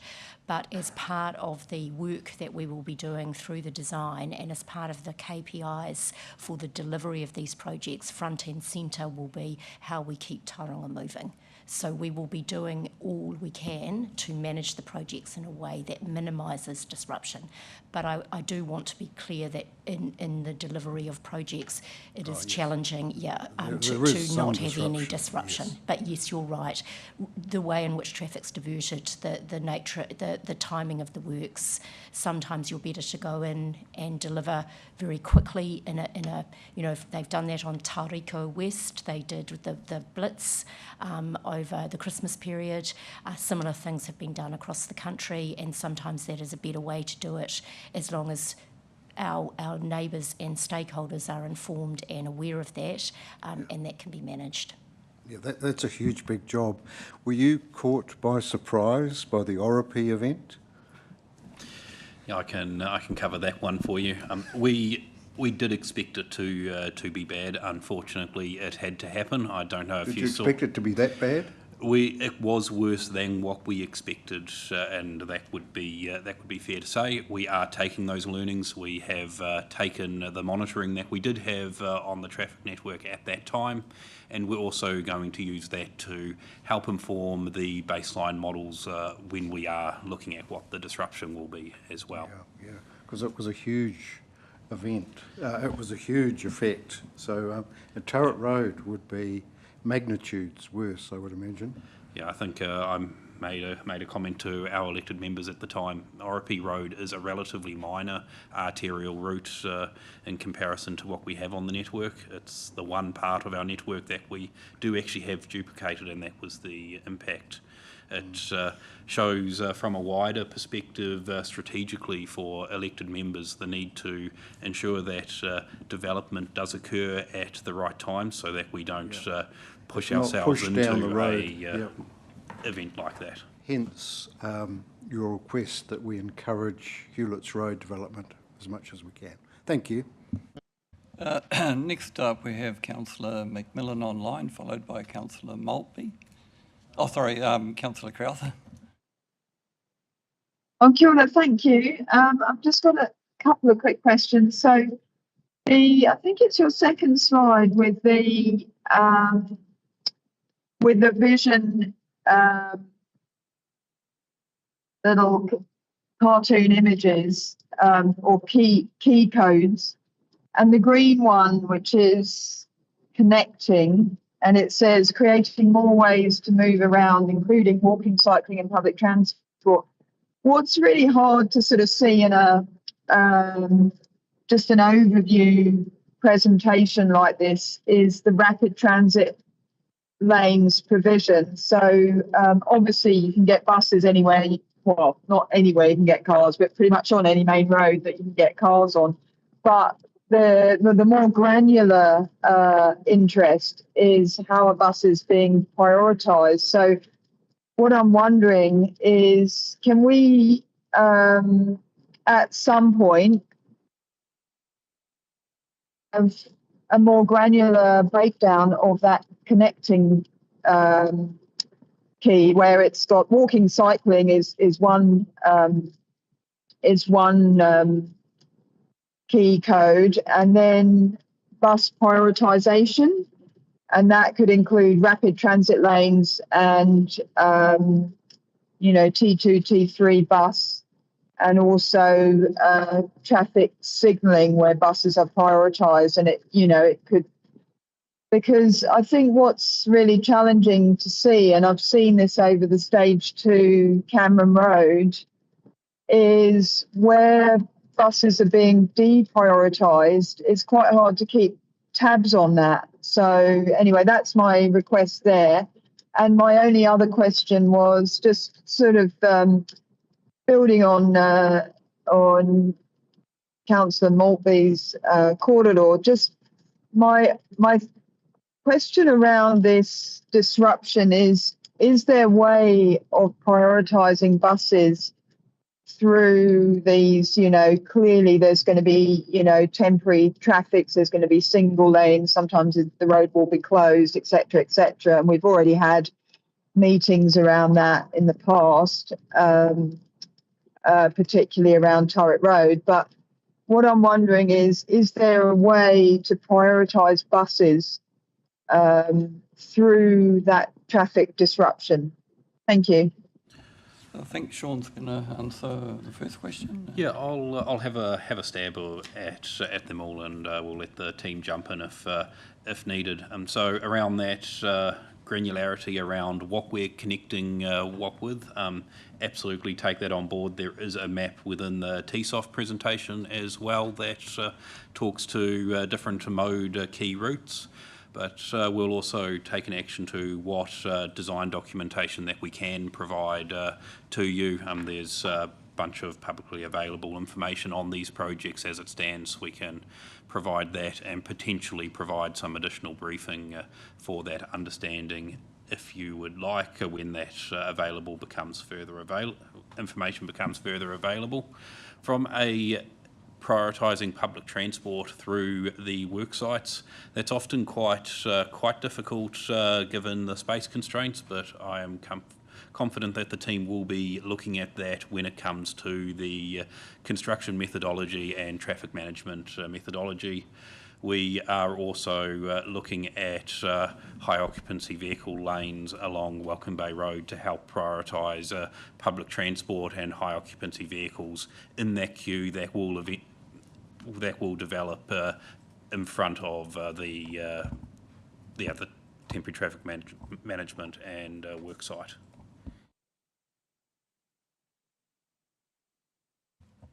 Thank you, Sean. We've got a question from Councillor Murray Bench. It's sort of a comment, sir, plus, well, a question. I think this is the most exciting thing I've seen for months and months and months. And I just think we should all be absolutely delighted, because we're a growth area and here we are planning for it. And so when you come off State Highway 29 and at that Redwood big roundabout, and if you turn right into Belk Road and then turn left into, which eventually leads into the lakes, the development there is extraordinary. I hadn't been there for some time, but honestly, it's massive. And it would never have happened if the road hadn't gone in and people hadn't planned for it. But tell me, is this all part of the regional deal? All the plans that you've got this morning? The only project that's part of the regional deal is the Connecting Mount Maunganui is a key project that's identified in the regional deal. The others, I guess, are already in kind of have a plan of implementation. So that's the regional deal is around the longer term projects, which is why Connecting Mount Maunganui is identified in that. Right, well certainly NZTA have done a good job on 29. I just need the intersections fixed further up, sir, so people can get safely on and off the road, like Old Highway. So you've answered that question. So in the regional deal, Te Puna to Mokoroa, which meant to have been 4-laned by 2015, and the last government took it off the 10-year plan, it's back on. Will this be part of your process? It's in the regional deal. Will this be part of the process for you, getting it done? Susan, would you like to answer that in terms of NZTA's prioritisation?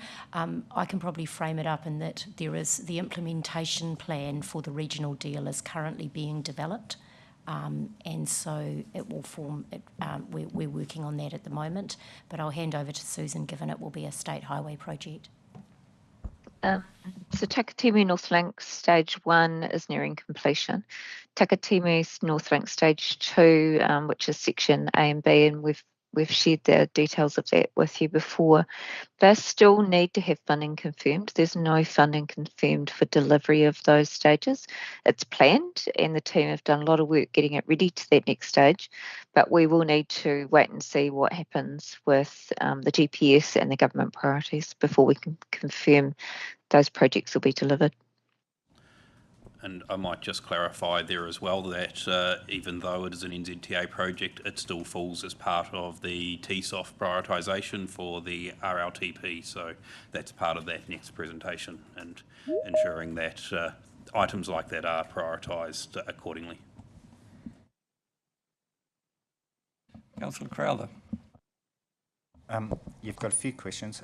One of them is the sort of broad delivery strategy, like from an integrated perspective. So when in our council, when we talk about project by project, that's one thing. But in terms of particularly the integration between 15th Turret and Cameron Road Stage 2, and sort of, when will we get to see the broad strategy, but also when will the more detailed strategy be finalised for that?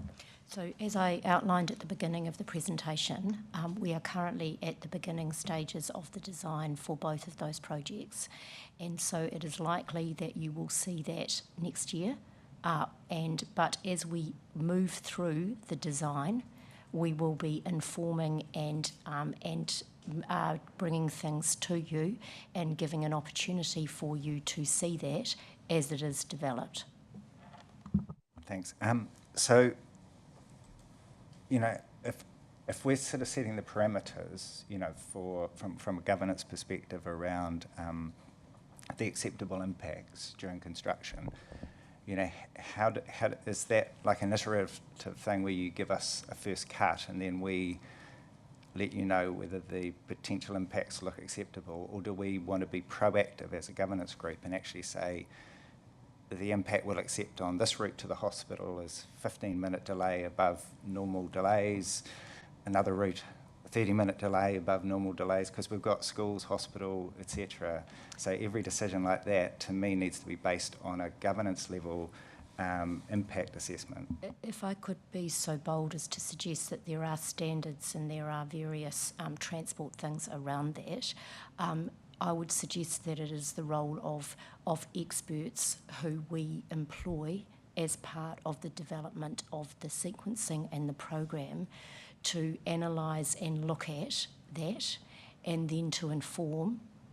And it will be, and as it always is with these projects, it will be an iterative process, and it may not be all on day one because there may need to be changes made. In my experience, you sometimes find that you test something as a delivery, like I'm not talking about a whole, but you are doing something and you realise that the transport modelling and the way in which it has been designed is not quite working, and there are abilities to tweak.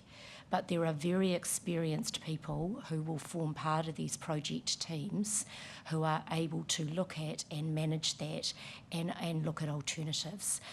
But could I suggest that it's probably not the role of a council committee or councillors to set a standard around that. It's more to receive the advice, to speak on behalf of stakeholders and to ensure that the appropriate advice has been taken and that it's been managed, and that is the way these projects are worked through. Through the chair, my next question would be, in terms of do you have the top 3 or top 5 risks for those 2 integrated projects at the moment? Because I know you'll have risks already worked through for each project, but have you, could you just tell us today what you're seeing at the moment as the key risks for those 2 together? I think it would be premature. We're happy to come back and give you an informed risk. But as I said, we are working through at the moment the first stage of 15th Ave to Turret and the key risk, which was part of that, was to identify whether the bridge was technically and physically, if you like, able to be used. And we're moving close to that decision, and it is looking very positive. And we will be coming to council next week to advise around that. And we will be bringing the project engineer and bridge specialist to give you some advice around the process that's been followed and what steps have been undertaken to determine that stage. Stage 2 for that project is the design. And as part of that design, which will be taking place, and it will go to a certain certain level of design over the next 4 to 6 months, I think it is. That's what it's. We will then be coming back to council with that design and looking at the program. That will help identify what are risks, key risks. At the same time, Connecting Mount Maunganui is progressing along its design. We are looking, and we are about to set up an integrated steering group for both those projects so that we are constantly in contact. As we move through that process, we will identify the risks, we will bring them back to council, and we will be very clear around what they are and the way that we're anticipating to manage them. But it would be premature of me today to be suggesting what they are to this committee.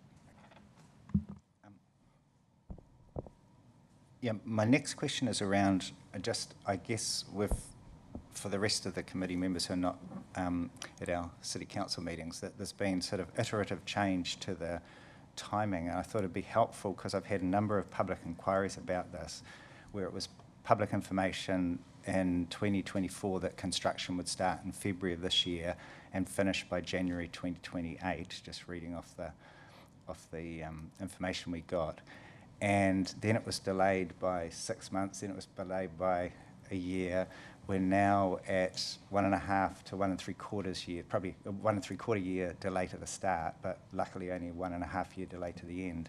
And then a month and a half ago, we got an overlap of about maybe two quarters, and now we've got an overlap potentially there, if needed, for Cameron Road of most of the project for 15th Turret. So the key thing for me is sort of to get some confidence because to be frank, it is not giving me confidence one little bit that constantly we're getting told different timelines and different rationales for it. So we were told it was critical to have certain things done which have not happened, and we were told that the end of the construction on 15th Turret had to happen, the significant construction had to happen before the turns were impacted in the in the spring of 2028, and we're now got it scheduled for the summer and early autumn.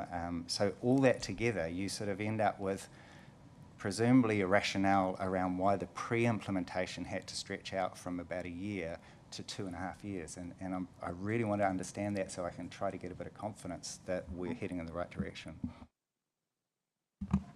Given that I was not here, I cannot speak to that directly. However, the program, so there was an initial program, as I understand it, that was given to council, and we will be updating council on this next week.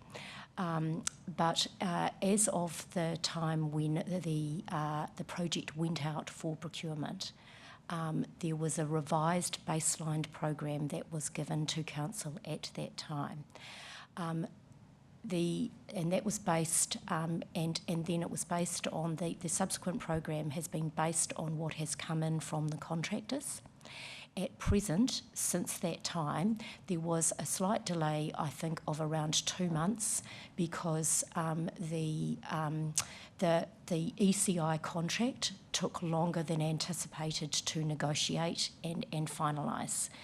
Since without that delay or taking into account that delay, since then, and since the ECI contract has been operating, all of the rebaseline program milestones have been met by the project. So at this point, on the basis of the rebaseline project, subject to a 2-month delay for the contractual negotiations, it is on track as it was procured. So I hear your comments around that. My experiences are the pre-implementation, the funding, the getting these projects off the ground in New Zealand is often a very lengthy task. It's not what we would all want. It is always challenging, but once we are in this delivery phase, they do go more swiftly. We will be, as a key role for me and a key role for Chris, is keeping that moving and keeping to program. because we do understand the implications of delays around that. So that's where we're at the moment.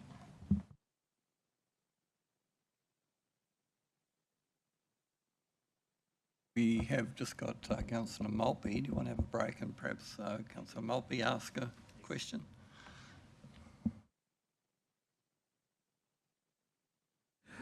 This is quite a different question, and I don't know whether it's the right one. When you come back over the Kaimais, there's always a bottleneck at the Cambridge Road intersection, because the cars and people give way and stop and so on. I've always wondered why you couldn't just go out and paint a roundabout in the middle of the road or put temporary traffic lights in. Is there any reason why some measure like that couldn't be done to sort of alleviate that bottleneck? Because it took about a quarter of an hour last time I went through. So obviously we're in the process of upgrading the Cambridge Road State Highway 29 intersection as part of the current Tauriko enabling works, as part of the, so that'll be a signalised intersection moving forward. My understanding, there was assessment at the time of what is the right solution at that intersection, a roundabout or traffic lights, and signals was the preferred option. I think one of the key challenges there, obviously for a roundabout to operate effectively, it requires balanced flows. And one of the key concerns through that intersection particularly would be that the flows wouldn't necessarily be balanced and would potentially enable prioritisation of the side street flows and effectively at the detriment of state highway flows is why the signals are preferred as the long-term solution there.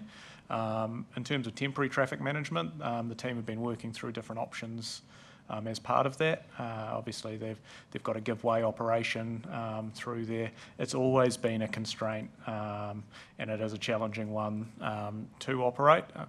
From our perspective, the model that they're operating there with the current give way is probably the best solution for the current situation, and seems to be, despite some of the ongoing challenges in terms of capacity through there, is probably still the best solution for the current construction phase. Because the trouble is the northbound State Highway 29 traffic stops to let the traffic through. So even a temporary traffic light would kind of control that better.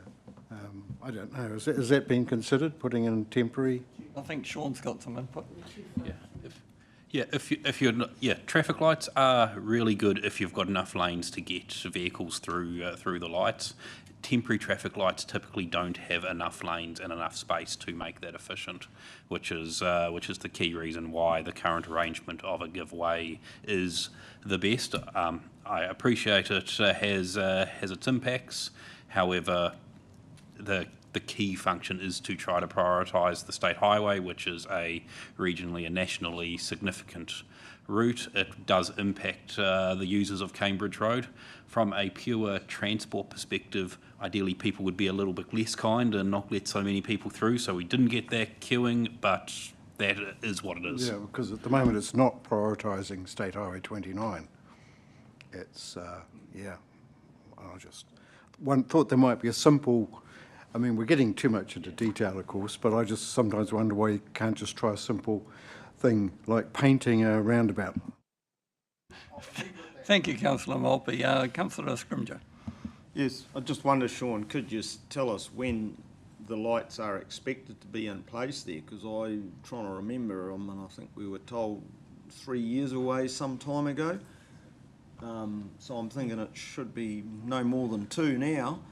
Yeah, this is the Cambridge Road State Highway 29 intersection? Yes. Yeah, so we're expecting completion of that in the first half of next year. So by mid next year, we're expecting those lights to be operational. Within 12 months. Correct. Thank you. Back to Councillor Crowther. Your question for Ollie. Obviously the public transport, as Councillor McMillan said, will be an important component for the construction phases. So how long does your council need at an operational level from when potentially our council at Tauranga City Council makes a decision that could involve spending project funding to implement changes to the public transport system to cater for the the 3-year period when these projects will be delivered? Through you, Chair, in terms of the planning and actually bringing the changes through, it depends how significant they are. 3 to 6 months to do the work would be beneficial. Also allowing time to communicate with customers and make them aware of any changes. The thing I would highlight, though, is if those changes to the network come at significant cost, then they would need to go through either a long-term plan or annual planning process, which would probably leave you about 12 months prior to the disruption, if there's going to be a significant change in service. I presume, through the chair, I presume, though, that would be part of potentially a project like TCC-funded, NZTA co-funded project cost, if that was to deliver better outcomes in terms of the network, because there's sort of been precedent for that around the country. So I'm reading the room in terms of Regional Council's latest decision on rates, and I'm thinking it would potentially be that we would have to front that, wouldn't we? So we're working closely with your team, Councillor Crowther, to understand how we can support with the disruption. In terms of the significant disruption, we're currently assuming that it will be in year 1 of the LTP as opposed to the next financial year, which gives us a number of months to work on what a solution might look like, but also look at funding avenues as well. We haven't discussed the funding options in detail yet between ourselves yet. That will come in time. I guess through the chair, just in case anyone's listening to the meeting, it's the same ratepayers paying either way, so it doesn't really matter because it's going to be Tauranga City Council ratepayers, unless Western Bay feels like chipping in, which we'd always welcome. And the other question was, have we set up a joint stakeholder forum, or can we do that in the near future, and particularly to have it up and running and operating for the 2 projects together?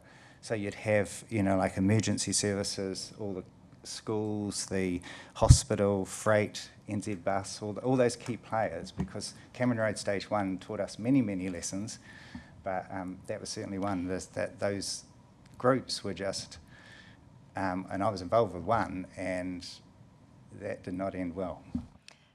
So yes, absolutely, and as part of any project delivery, you would expect a full comms and engagement strategy, which we will be developing, and it would be a joint one between the 2, and we will have dedicated community, comms and engagement people provided both by the project team and our TCC teams as well.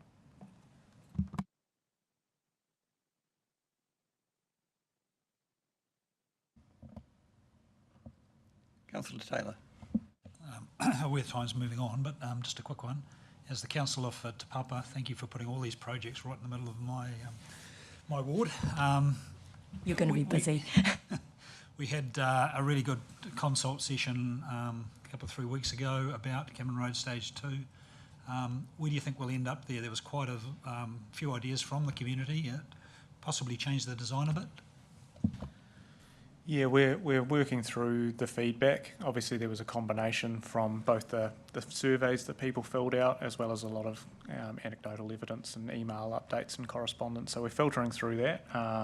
The update is intended to come to the August City Delivery Committee for a final decision in terms of the recommended or emerging preferred option. We anticipate there will be some tweaks to some of the concepts as a result of some of that community feedback, and also obviously through Greaton Village, we're working through the options through there that were presented and the different feedback to try and, I guess, distill a recommendation or a preferred option through there.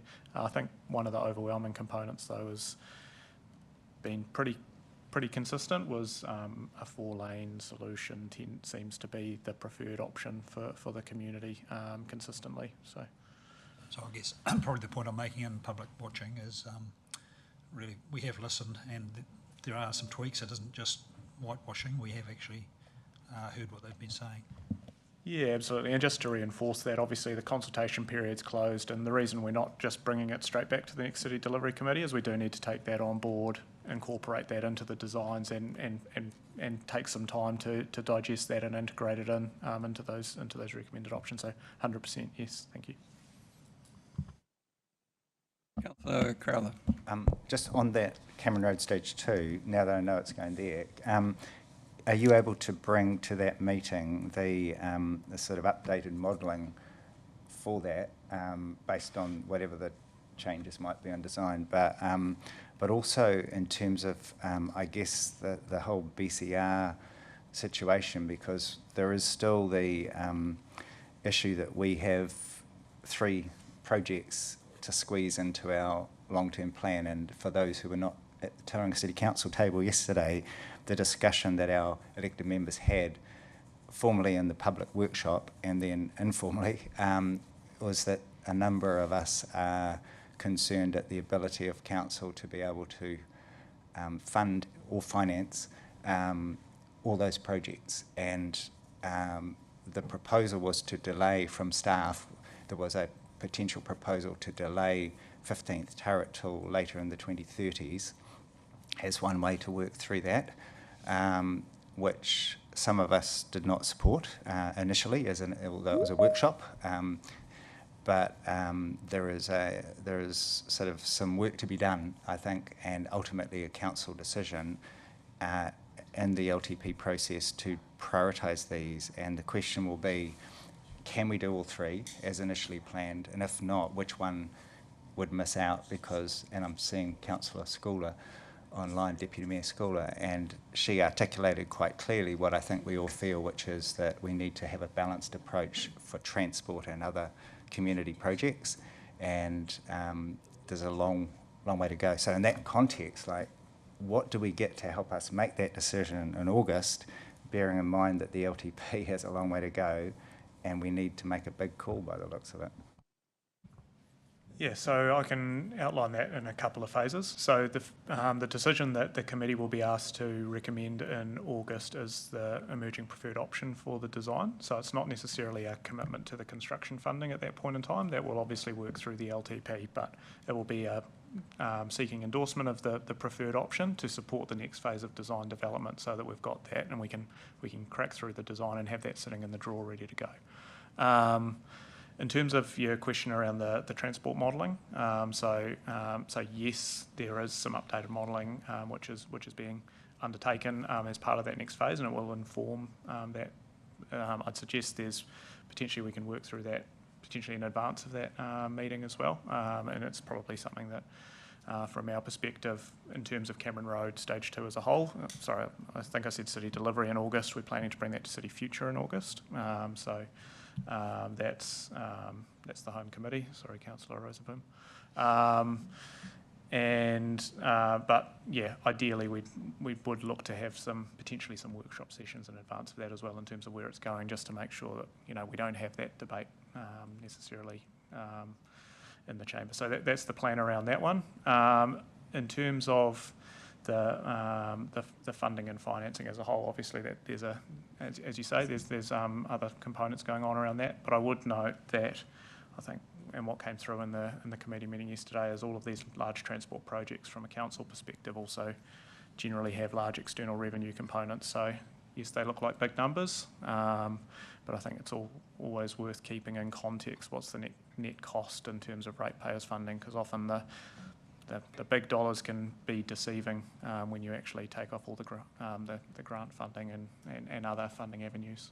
Yep. Thank you, through the chair. That's very helpful. Again, I'll just clarify for external members who are not part of Tauranga City Council, the conversation was very much on the balance between that, as Chris quite rightly said, with the co-funding, but bearing in mind Connecting Mount Maunganui would be funded by Tauranga City Council asset sales as part of the regional deal. So that is not a co-funded project apart from a small uplift in value. So that's the third leg of that treble. Thank you, Councillor Crowther. Are there any more questions? If not, just probably it would be helpful if someone moved and seconded receipt of the presentation. Moved by Councillor Crowther, seconded by Councillor Maltby. I'll put that, all those in favour. Against, that's carried. And we have the final report. Thank you, team. Thank you both. Next one is back to 9.3, the Transport System Operating Framework, also known as TSOF. Welcome Karen Hay and Parth Shishodia. Apologies for the pronunciation.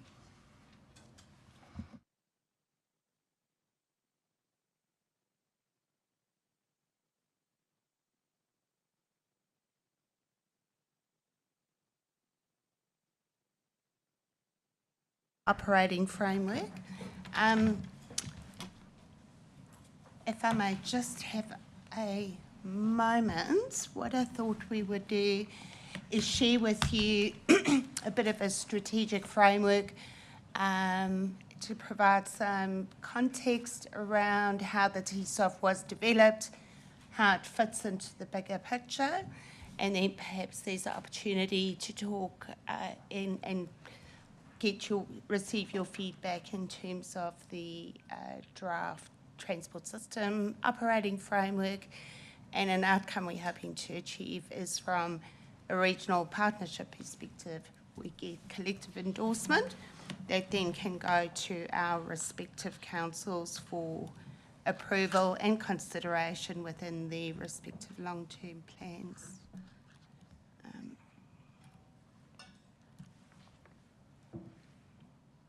Okay, just give me one moment, please.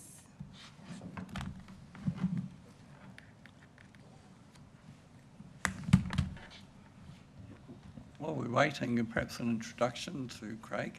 I'm so sorry that hurried, Mr. Chair. Do you want to introduce yourself, Craig? Kia ora, councillors. I'm Craig Richards. I'm a Technical Director at Becker, based here in Tauranga, and I've worked with the team developing the TSOF over the last few months, so here to help with questions in the presentation. Thank you, Craig. Parth. Yeah, good evening all. I'm Parth. I started in Jan this year. I'm the team leader for transport planning with Karen. Thank you. So what we're proposing to cover, and it's quite a large presentation, so we'll skip through it quite quickly, is just provide a timeline for the transport program developments, and that's particularly around some of the challenges around various time frames associated with the NLTP, the RLTP, and Council's own long-term plans. How we plan and deliver projects as a region. We've been working in partnership with respective councils, and there is some commonality there. And it's really looking at the big picture in terms of how do we have this big smart growth forum, and how do we actually end up with projects in the ground, as Chris had spoken to you about previously. So the diagram on the right is a summary of highlighting this has been a process. The TSOF is the technical output of a partnership that has been developed over a substantial amount of time, commencing with the Smart Growth Partnership, the Urban Form and Transport Initiative, which is the long-term vision. So it looks at a 30-70-year program, and we'll just touch on some of its key outcomes. We've got the Transport System Plan, and then we've got the Transport Operating Framework, which we elected members are asking for your endorsement on today, which is the short-term delivery program, which is over the next 0 to 10 years. And that is, this TSOF is what do we do first? There's lots of important things to do, but what do we recommend be those priorities, which then respective councils may wish to consider in their long-term plans. Just to give you a high-level indication, there is some risk of misalignment through this process, so we're working really closely with Regional Council, Western Bay, and our partners to seek alignment of how we get the outcomes needed, and how we support the respective council's processes and the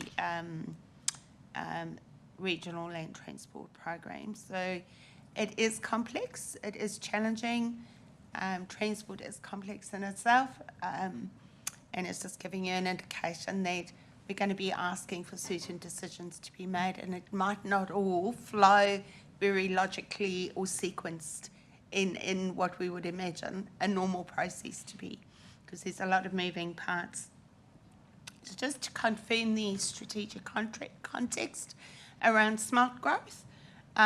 So smart growth is really the big picture, and that's housing supply intensification and how we manage growth. It's joint governance, and I wish to re-emphasise that this presentation is not a Tauranga City Council presentation. It is a joint presentation with our local partners, which include the above.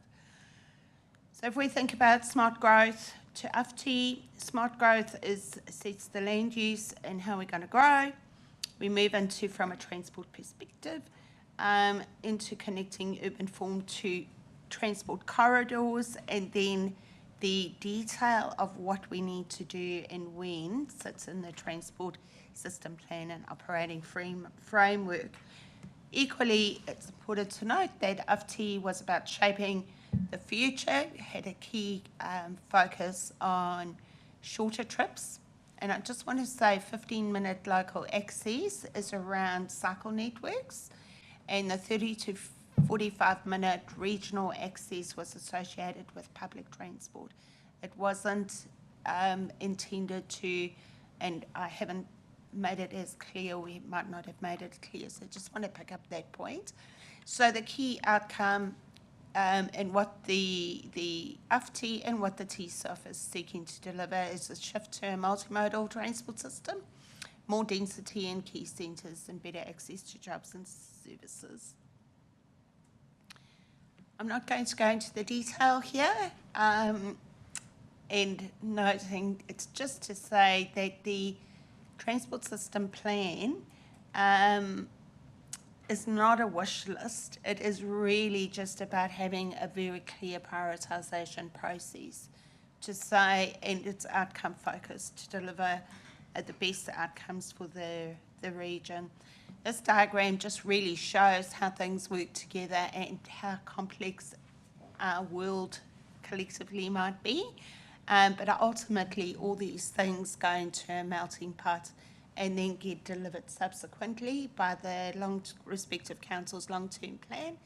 Those councils, the councils themselves, have the ability to accept or reject some of the projects, and clearly affordability is a clear factor for both seeking regional or national funding, but also the government policy statement and how this work might fit into and flow into those. So this image provides just a very high level of the cycle networks, and from Te Puke through to Omokaroa, it just gives a really clear sense and reaffirmation that this is a regional picture. It's not a local delivery and an integrated planning process. It's seeking to coordinate efforts, and this is really a process around connecting the TSOF report that we've tabled is the evidence that supports the outcome and the strategy. There's clearly some funding tension between strategy and what we'd love to do. We need mode shift. Here's the cycle network to enable it. Can we afford that? So there's those those are just some examples. So the TSOF process at a high level went through primary and secondary networks. So that TSOF would have been endorsed by respective councils previously. So this is a refresh. It's not a restart. Looks at operating gaps, objectives, and how it aligns with the smart growth outcomes.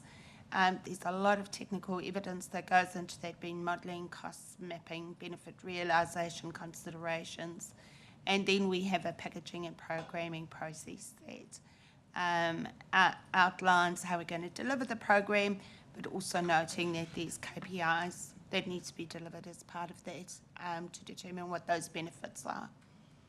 So where we are overall is this is where we are today. We were hoping the draft GPS may have been released in May. It may be that the GPS is released in July or after the new election. I don't know, perhaps Susan has further information, but it is a bit of a steering ship about how we deliver, and it is how if our programs align with the GPS. At the moment, we're working on the basis of the current GPS because our processes and strategic processes need to continue. I was going to hand over to Parth. Oh no, I'll finish this off. I beg your pardon. So the key objectives by which projects were assessed was around access, safety, sustainable urban growth, reduced emissions, and prosperity. And prosperity is a new, relatively, they've all been reshaped to some degree, but prosperity is around improving efficiency and effective of the core freight and regional strategic transport networks. Emissions is mode share, low and zero modes. Sustainable urban growth is about how we build up rather than out, and includes best practice around how we manage land and transport planning, and safety is contribution to improve transport networks, and access is about the things we spoke about prior. So that gives you a very high level indication where you can see projects that was presented to you earlier as connecting 15th Ave, connecting the Mount, Cameron Road, Tauriko State Highway 29, Stage 1 that Susan was referring to prior. All those big projects are getting a very high priority. So the TSOF is those big rock kind of projects that get delivered. So I'll pause here because this is where perhaps we're happy to take some questions. This is the very short term. We have these 4 to 10 that are some longer term projects that are identified here. But this is really, if we perhaps have a discussion, if you prefer, through you, Mr. Chair, on these focus projects and see what your thoughts might be, and Parth and Craig are here to answer any detailed technical questions. Thank you, Karen. We have Councillor McMillan online. You've got a question, Councillor. Oh, kia ora, thank you. Yeah, I suppose it's this ongoing challenge with the shifting GPSs and the yo-yos. And my question is around, obviously if you look at UFD and the goals and the multimodal transformation that we need, and then you look at the GPS environment and then the shelving or deprioritising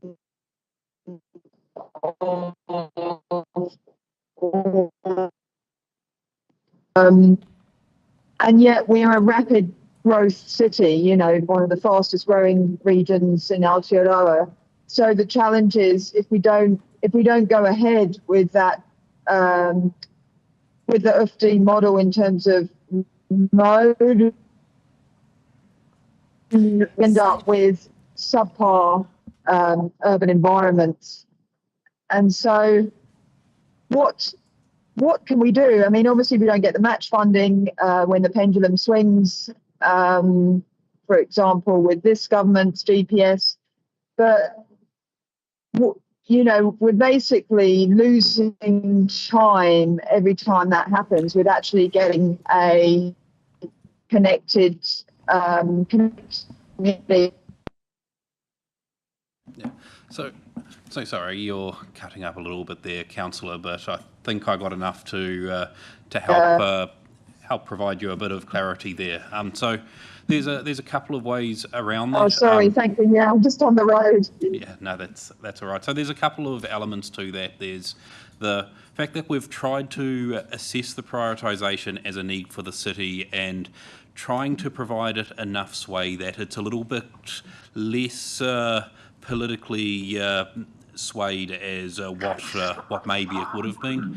An example of something like Cameron Road Stage 2 is that we're delivering assets that are 40, 50 plus year life expectancies. So the need to deliver a certain amount of lanes doesn't mean that that's the use of the lanes, the use of the space through the entire period of its asset life.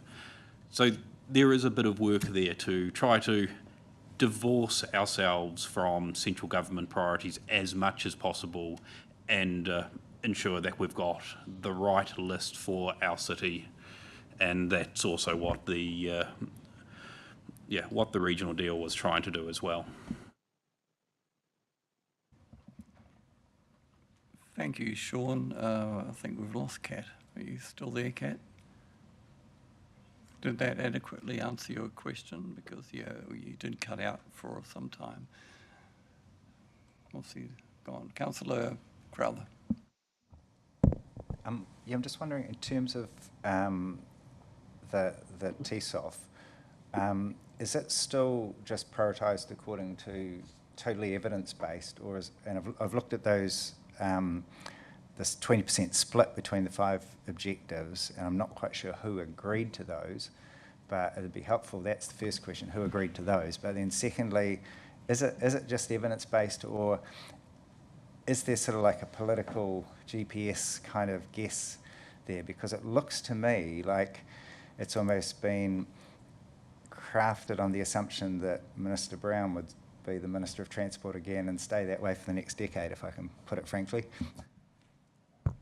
Yeah, kia ora, Councillor. Through you, Chair, I can answer that. Firstly, I just want to say that, acknowledge that the TSOF was, the process of developing the TSOF, they've had a whole working group with your staff. I think there's at least 8 or 9 of us meet with an NZTA meeting weekly over a number of months to develop this. And outside of that core working group, there was also, I think, PMG, some acronym for it, but another more senior layer of staff and members that had oversight to that. So around, I guess, your question around the objectives are developed from, this was a refresh of TSOF, so taking what had been done previously, updating where we're at, updating those objectives was done through the working group, but then those objectives were endorsed through the PMG, I guess, the steering group overseeing that as part of the process. In terms of the prioritisation, it is evidence-based, and it does include those things, the walking and cycling and public transport projects. Some of them have slipped a bit from, I guess, the last time we did this, and that is certainly influenced by the government GPS, and because a key part of this is, for those major projects, is the co-funding element, and being able to achieve government funding to support them is come back to that sort of GPS through the NLTP. So they are still in the project, but they weren't funded in the last NLTP, and that's probably why they've slipped a little bit. If I may add through you, Mr. Chair, that doesn't preclude any of the council's funding projects. This isn't suggesting to any of the councils that any other projects that might be important for elected members or their communities can be funded. This is signalling those projects that are most likely to attract central government funding. Thank you, Karen. We have Councillor Schooler online, and then followed by Councillor Ray. Thank you, Chair Carrick. I think, Karen, you've nearly answered what my question was, because we know that having been cycled out to a meeting from Mount Maunganui to Bay Park this morning, and neither direction did my cycle path actually get me where I needed to go.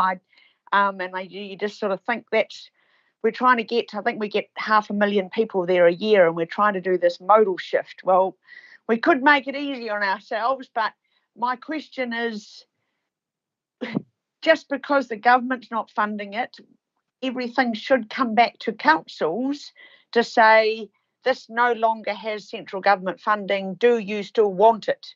Rather than what I'm sort of seeing is that there's an assumption that if the government changes its mind or its model, then it just comes off the project or slow down on the project. And I don't believe, and Glenn will be able to correct me, and Rick, if we've actually had decisions made, come back to council to say, this included a cycleway and now it doesn't, do you want to fund it separately? Because we can't, we've sort of got to sort out this multimodal change, and we can't just keep saying, well, the government's not funding that little bit, so we won't do it. And we've got to be more proactive on enabling people like me, who is not a cyclist but is cycling because it's good for me and the environment and the city. We've got to enable that to happen. And I'm not seeing any desire from people looking at transport to actually say, okay, let's think about this differently and make sure it happens. Is that happening, please? Through you, Mr. Chair.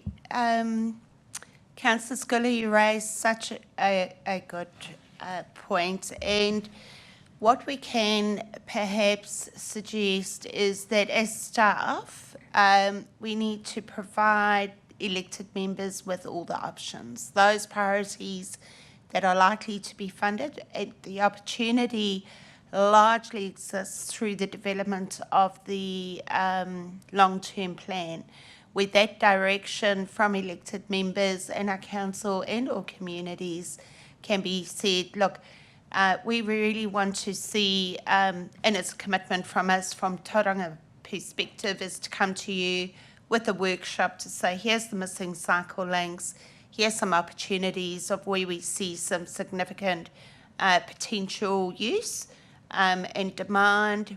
How would council perhaps want to have that integrated and considered in the longer term plan? Noting that there's an opportunity, those might be smaller rocks, what I call smaller rocks or pebbles, if you like. They smaller investments that could make a big difference. TSOF is largely around some of those bigger projects, which council has the opportunity to pull any project from the TSOF forward if they choose to fund it and deliver it. Most certainly. And well, I will definitely take you up on that offer that we do get some options, because I know we are going to, a cycle strategy for Tauranga is being developed, and I'm very excited to see that. I see the long-term plan just calls that the gaps are going to be identified. Well, we're going to do more than identify the gaps. We need to find some solutions. So I definitely would like to see going forward, not just cycles have got slower on that project, but actually what our options are to do something about it. So we can note Please. that as an action point to ensure that there are options around that. I was just looking back at timing, and apologies, that may have been missed very early on in your terms for the Tauranga City Councillors, in that we did have a whole heap of walking and cycling projects in the long-term plan in the budget that got all of their funding cut in the current round of the NLTP, and I believe that was just after yourselves had been elected, so you were probably still getting your feet under the table when those decisions were made, and we maybe did not make that clear enough at the time. So we'll make sure that that is occurring better going forward as well. Yes, please. That'd be great. Thank you. Next up, we have Councillor Ray.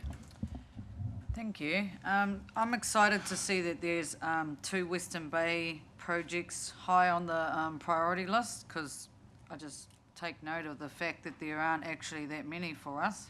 Obviously, I care though about movement around the entire area.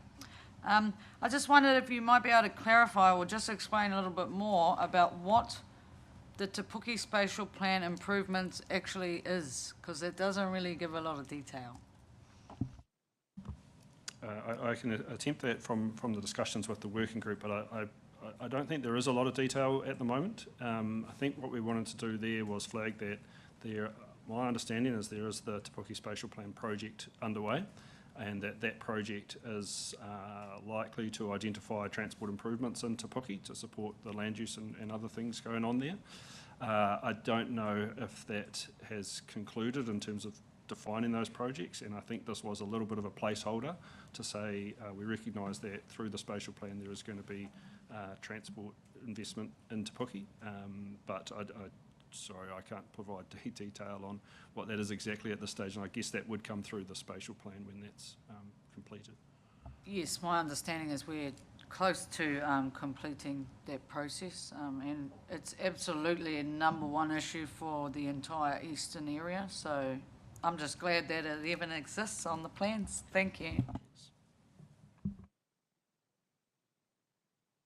Councillor Crowther. I don't know if Councillor Ray will want me to ask this question, but the road from Seddon Street to PEI has been raised. I feel I owe it to Councillor Daly, who's not here, to raise it, because it's been raised many times before in the RLTP discussions and so forth. It's not explicitly stated here. I'm just wondering, has it fallen off the radar again? I don't think it's ever, well, it wasn't part of the previous TSOF. I think it was mentioned at a high level through UFTI originally as being possibly a longer term outcome or initiative. Whether or not I guess the land use and things have sped up, and that maybe that's been brought forward, and I understand it's perhaps part of the regional deal discussions, but it hasn't been part of the TSOF prioritisation.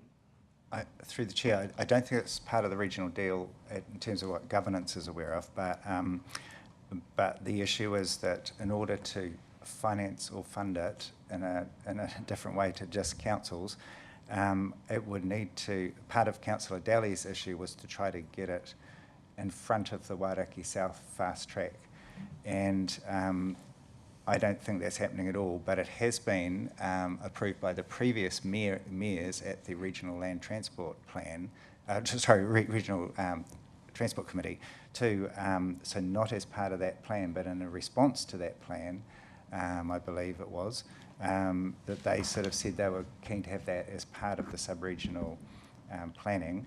It obviously needs to have some level of approval or non-approval from Western Pavilion District Council, but I think what worries me is that it's an obvious cycling and public transport link to a strongly desirable destination for people who live in each of those two locations. I think, Parth, you have some input into this. Yeah, so we'll take it as that as an action. There's a process by which you can add projects into the TSOF list, so we'll take that as an action and make sure it gets in there.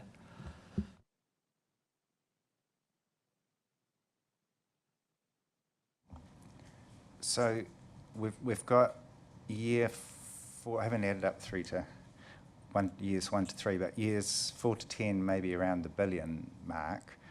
And I always have in my mind Anne Tolley's $6 billion figure for what we need to do by the mid-2030s, and I've just sort of recently checked the old TSOF, which I think was 2020, Craig, and we're not obviously keeping up with what was assumed in the Tauranga transport model. So we're behind. We had $6 billion. We've put in, some extra projects, but not many into years 0 to 3. So we've got a $12 million number there, and the rest is a bit of a guessing game. So we've got next to nothing. About $1 billion in the next 7 years. Is that the evidence base now, or is that constraints that have been imposed somewhere in this planning process, because it's a hugely important issue for this city? So I will just cover it before Craig has provides a bit more detail around it. But affordability is a key component of the evidence that we are taking into account here. We have constrained the TSOF program based on our understanding of affordability.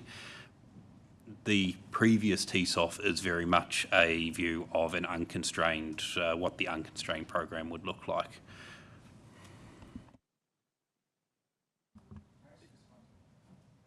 I think that's a major concern for me. It probably cuts to the heart of why I have previously spoken up, said I'm really concerned about our transport planning, because the whole basis of the TSP, in the words of our Chief Executive, and in the words of the former, what was he, the project director or whatever, was as articulated in public meetings, which were held by him because Tauranga City Council and its partners would not undertake any public engagement, that what was articulated very clearly was this was 100% evidence-based. There was no cutting the program based on costs. There was no cutting it based on anything else. And then it was a governance level decision on behalf of the people of Tauranga and Western Bay as to what would be prioritised in the final funded plans. But this was going to be a prioritised program. And I think what has just been articulated does not surprise me, because it seems like in the last 3 years, this has shifted dramatically from where I thought we all wanted to be. And I really want to understand, how did those people make those decisions to change this, and why was there no public engagement or even engagement with governance around changing those priorities and changing, like there are the two levels. There's the ones that I said before, but there's also, if I can, excuse me just one moment, the rating considerations, like the base weightings, and neither of them come from the Regional Land Transport Plan, which is ultimately where they, or by the Regional Transport Committee, which is ultimately who will sign these off. So we've got priorities by Tauranga City Council that are different. We've got priorities by the Regional Transport Committee that are different. And then we've got these ones which were never put out to the public or to governance. So can someone explain like how we've got here and how we can maybe backtrack from this and go back to the original plan? So I'd be happy for us to also provide a less constrained program that you could then have a look at. I don't know, sorry, Craig and team, how much effort that would involve. No, it effectively it's the program. It's where you want the timing of delivery of that program. It's where you want to draw the line down that program, be it the 0 to 3 or the 4 to 10 is no more than sort of what's here. It's where you want to take the line in terms of affordability, I guess, and deliverability of that program. So through you, Mr. Chair, Councillor Crowther, the way perhaps to explain it, this is a recommended program. The council and governance has every opportunity to fund more, bring some items forward if they wish, and that is part of the, and then that, so it's perhaps what we, perhaps I'm not reading the question correctly, anything goes to the public in consultation through the long-term plan process. So perhaps, does that help answer the question? Not really. So through the chair, I guess what I'm looking for is the evidence base that says, for instance, why the Brookfield, I'll give one example, the Brookfield bus facility, which was the #1 project, the only project requested by Bay Plenty Regional Council to be fast-tracked in our previous annual plan, and we refused to do it, and I would have thought we would have wanted to have another discussion about that soon, but I see it's been put into the year 11 onwards, even though it's only budgeted at 3.2 million, which no idea how that number is there, but that's what it seems to be. And meanwhile, we've got a brand new Mount Maunganui bus facility that I've never heard of, that wasn't in the last list, that wasn't in UFTI, that isn't needed in my understanding, based on previous discussions at the Regional Land Transport Committee, and it's in the 4 to 10 year long-term plan period for $8.5 million. And I'm really struggling to sort of understand how a number of those things which appear to move from the evidence base was clear that at one point that Brookfield, in the words of the spokesperson for the TSP, that Brookfield was the priority because that is where a whole bunch of routes intersect. Mount Maunganui, it doesn't. And same with, at this point in time, same with Bethlehem. So we have, a low priority project, which is now ranked medium priority, fast-tracked ahead of a high priority project, now ranked also medium, I believe, but the number of years apart is potentially 7 years, 8 years difference in time. And I think Oliver's indicating you'd like to respond to some of Glenn's concerns. So I was going to talk to the regional land transport plan process, if I may, Chair. So that's ultimately where the rubber hits the road and where we make our application to central government for the funding of sub-regional projects. So the thinking behind bringing the TSOF work to you today at the start of the resurrection of this committee was to allow that political lens to be put across this programme to then inform what's recommended to the regional land transport planning process. So I appreciate there's some questions around methodology that you want to understand, Councillor Crowther, and I'm sure we can work through that. But the thinking was that we can use the meetings over the remainder of this year to understand what that political lens is, what your communities are telling you, to understand, well, actually, are there other reasons that projects should be prioritised differently other than the staff work that's been undertaken to date in informing what goes into that RLTP document. Noting that the RLTP is a statutory document and there is the need for us to undertake consultation on that, so then the public will get the opportunity to provide feedback on whether they feel the projects have been ranked appropriately when that goes out after Christmas. Thank you, Oliver. So Glenn, you were happy for that work to be done and come back to this committee, or would you prefer some other avenue of...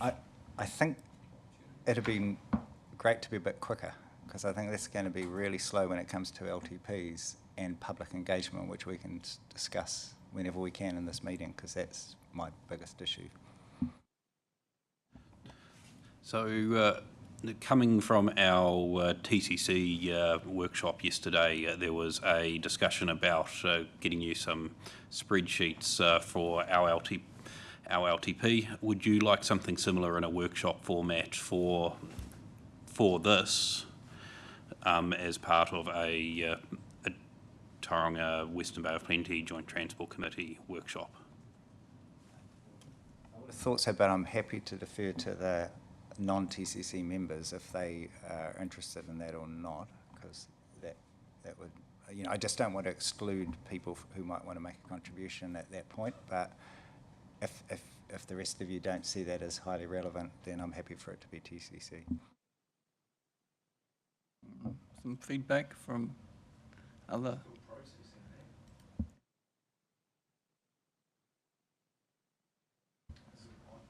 Trouble, is that going to turn up as an argument over which item gets prioritised? Or what's the workshop? I don't think it should. I think it's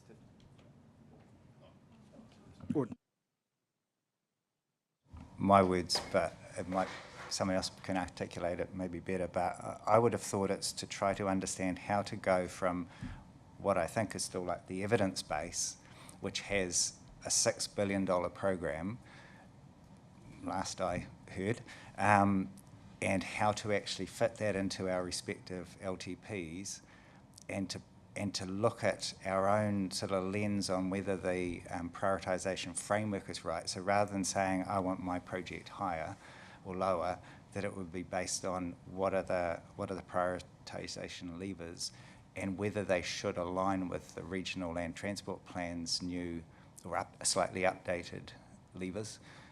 Because I would have thought ultimately the end game is to get the appropriate projects into each council's long-term plans and into the regional plan, and not have what happened last time, which was a major upset towards the end of that process because there wasn't enough time allowed for it. Yeah, so that's what I would have thought. And also, I mean, putting it out there, as I've said many times, to undertake separate public engagement before the long-term plan consultation.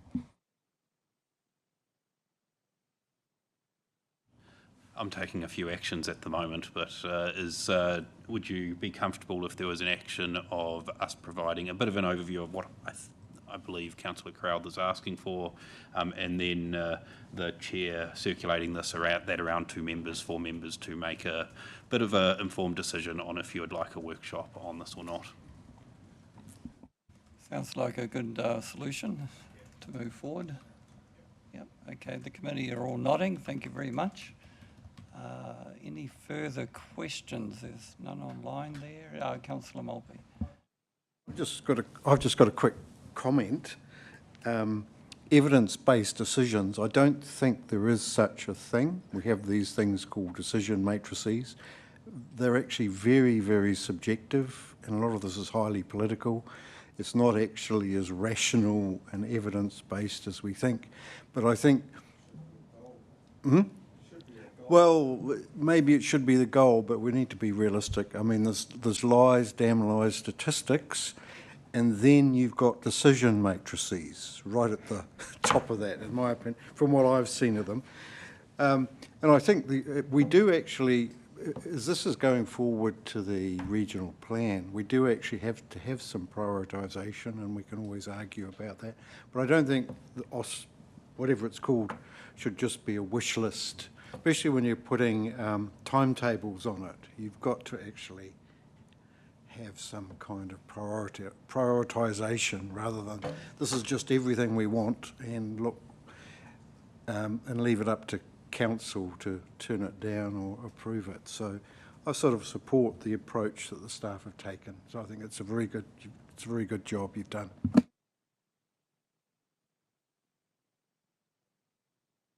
Councillor Crowther. Can I just get clarification on page 57 where it has the Tauriko RON stage 2? Is that just a typo that it should be stage 4 for 1 point? Well, actually, I don't know what the 1.6 billion is. Like, yes. Yeah, but it's the early costing of stage 4, which is now 2.3. Yeah, the right? stage numbers were incorrect. It's been updated in the latest. Okay. No, thank you. Thank you, members. I think all the questions have been exhausted. Thank you, team. Much appreciated. It looks like we've come to the conclusion of this meeting. And if so, Councillor. Yeah. I'll speak to it. Oh, true. I'm sorry, members. We do have some recommendations, actually. So shall we proceed just by moving mover and seconder to receive those? Move by Councillor Maltby, second by Councillor Ray. Discussion. Councillor Crowther. I'm going to have another crack, this time putting it in a formal amendment if necessary, or asking the mover and seconder if they would be willing to do that. And I'm told it has to be sub-regional for this to work well, that there be a public engagement process on the Tauranga Western Bay, or whatever it's called, maybe just Western Bay Plenty Transport System Plan, incorporating the Western Bay Plenty Transport System Operating Framework later in 2026, before the long-term plan consultation process. So, sorry, have you got that? No, but I can write that while I hear others' feedback. Okay. Yes, I will, Karen. So my thinking around it is just that unless we get the people of this region behind us, or sub-region behind us, in the same way that other parts of the country have done, and in the same way, to give credit, that Mayor Weber and the Western Bay Council did for the TNL, which took a withdrawal from of the council from the Bay of Plenty Regional Transport Committee and major public protests, but hopefully it won't get to that point. Hopefully it'll just be that we actually do it proactively ourselves, because I can tell you people out there are getting really fed up with the lack of engagement on transport, and if we don't do something, it'll just be yet another year for the first, it would have been 15 years at that point when we won't have consulted on a transport plan, and it'll be just merged into this massive long-term plan with all sorts of other issues, including council amalgamations, and we might have a Head Start decision around the same time. It'll just get overwhelmed, and I think very strongly that the public would much prefer a separate public engagement process to actually indicate their views on transport, which they have yet again in a survey said is one of their priorities. They've also said waters, but we've now got a waters company, and so we don't have much say on that. But transport we do for now, and so that's why I'm proposing it. And yeah, I'm just interested in other feedback though, because that's just me from TCC. Councillor Crowther, could you repeat did you have that wording written down? Just We're doing that. Oh, it's Now, there? then you can send it to me. Yeah. Could I just make the comment, could we do that as a separate vote? A separate resolution? So just do the Resolution first F. one. So we'll take a separate vote. Yeah. Yeah. Before we I ask for a second to Glenn's amendment, can we, shall we do that? Yeah. Okay, so we have resolutions A to E, moved by Councillor. Oh, you've done. Well, we've done that. This is the yeah, that's right. Okay, so I need to actually ask for any discussion on A to E. No discussion. I'll put that. All those in favour? Against? That's carried. How are you going, Glenn? Yeah. So you want, Councillor Taylor, you want to speak to Glenn's amendment that you understand what it is? About Councillor Crowther's amendment, and sorry, Glenn, you probably have to start it with recommends. Not that there be.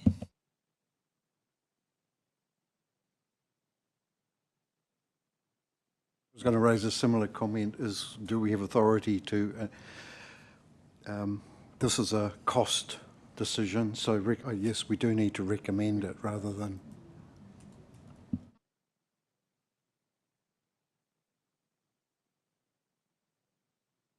The transport system plan needs to be in capitals because it is a formal thing. And while we're waiting, yeah.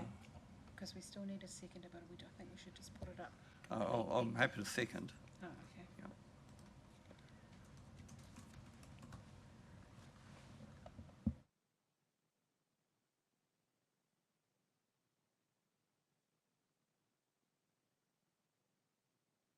Thank you, Councillor Taylor.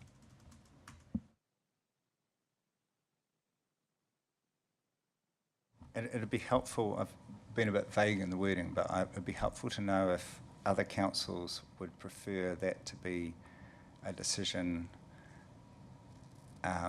for all councils to undertake a joint engagement, or whether you would prefer your councils not to be part of that. Because I'm very inclusive, but I'm also happy if you don't want to be part of it, but don't object to a council undertaking the engagement.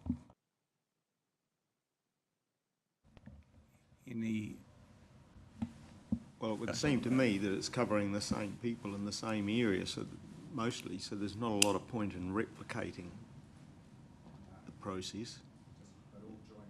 Yeah. And I suppose the other comment, while the microphone's on, it's much more appealing with that word recommends that Rod recommended at the beginning.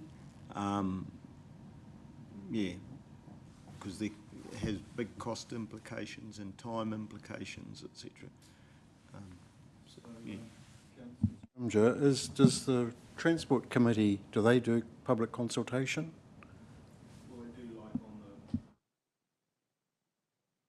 So could this be part of the Transport Committee consultation, do you think, or is this really outside? Sorry, can we just let Oliver make some comments on that? Yeah, so the Regional Council delegates authority for the preparation of the regional land and regional public transport plan to the Regional Transport Committee, which includes approving public consultation on those two documents.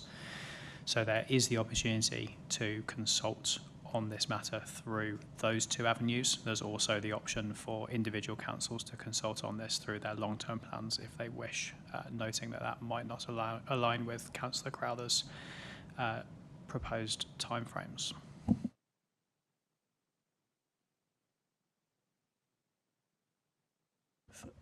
So we could recommend this goes to the Regional Transport Committee, or either or? Councillor Crowther, you'd be happy to amend that to include that reference? Depends. What can someone explain what the process would be if it went to the RTC? What would the difference be compared to if it went to councils? So through the chair, if it went to the RTC, the processes that the RTC has delegated authority over are the preparation of those two statutory plans. So the RTC would receive your recommendation and then would consider how it may wish to incorporate the recommendation with discharging its duties for preparing those statutory plans. If you were looking for other avenues for public consultation, the RTC wouldn't be able to help you, other than making further recommendations to other committees or councils. You could just simply recommends that councils and or RTC undertake, and then it goes forward for discussion and hopefully a resolution there, but you may not be comfortable with that. Through the chair, I would rather it not be the RTC. I suspect we allowed to, whoever we is, allowed to speak to it, to the Regional Transport Committee, the mayors would be quite favourable to it. Having had discussion with a number of them in the last round in 2024, it was something that at the time they supported. But I do think it misses the key point, which is that this is to try to get ahead of long-term plans, and in particular I think TCC would have to do the heavy lifting because it's our long-term plan that will incorporate most of the funded projects, and it's those projects we need to get feedback on, as well as others that we may not have even thought of, given that it was the community who have led 3 projects, not council, in the last few years that are now, in or around the TSOF. Sean? Yeah, I'm just looking for how this how this amendment would get implemented in practice, trying to make sure that we would be able to follow it. So as it's written currently, this would be requesting that papers were presented to each of the 3 partner councils within this. So I just wanted to confirm that that's your intent, being that if it were to go to the RTC, that would just be the one paper, the one discussion point, but acknowledging. Yeah, I mean, I was open to that, but based on Oliver's answer, I suspect that's not what I want. But yeah, I guess it'd have to go to each council, but it would require hopefully staff to undertake to make it understandable how Tauranga has a large proportion of this, and therefore the funding would be borne disproportionately, from each council. It wouldn't just be equal amounts of funding or anything, I presume. We'd have to put in more funding for it because it would be our residents who would probably have the greatest interest, I would think, based on the number of projects in the plan.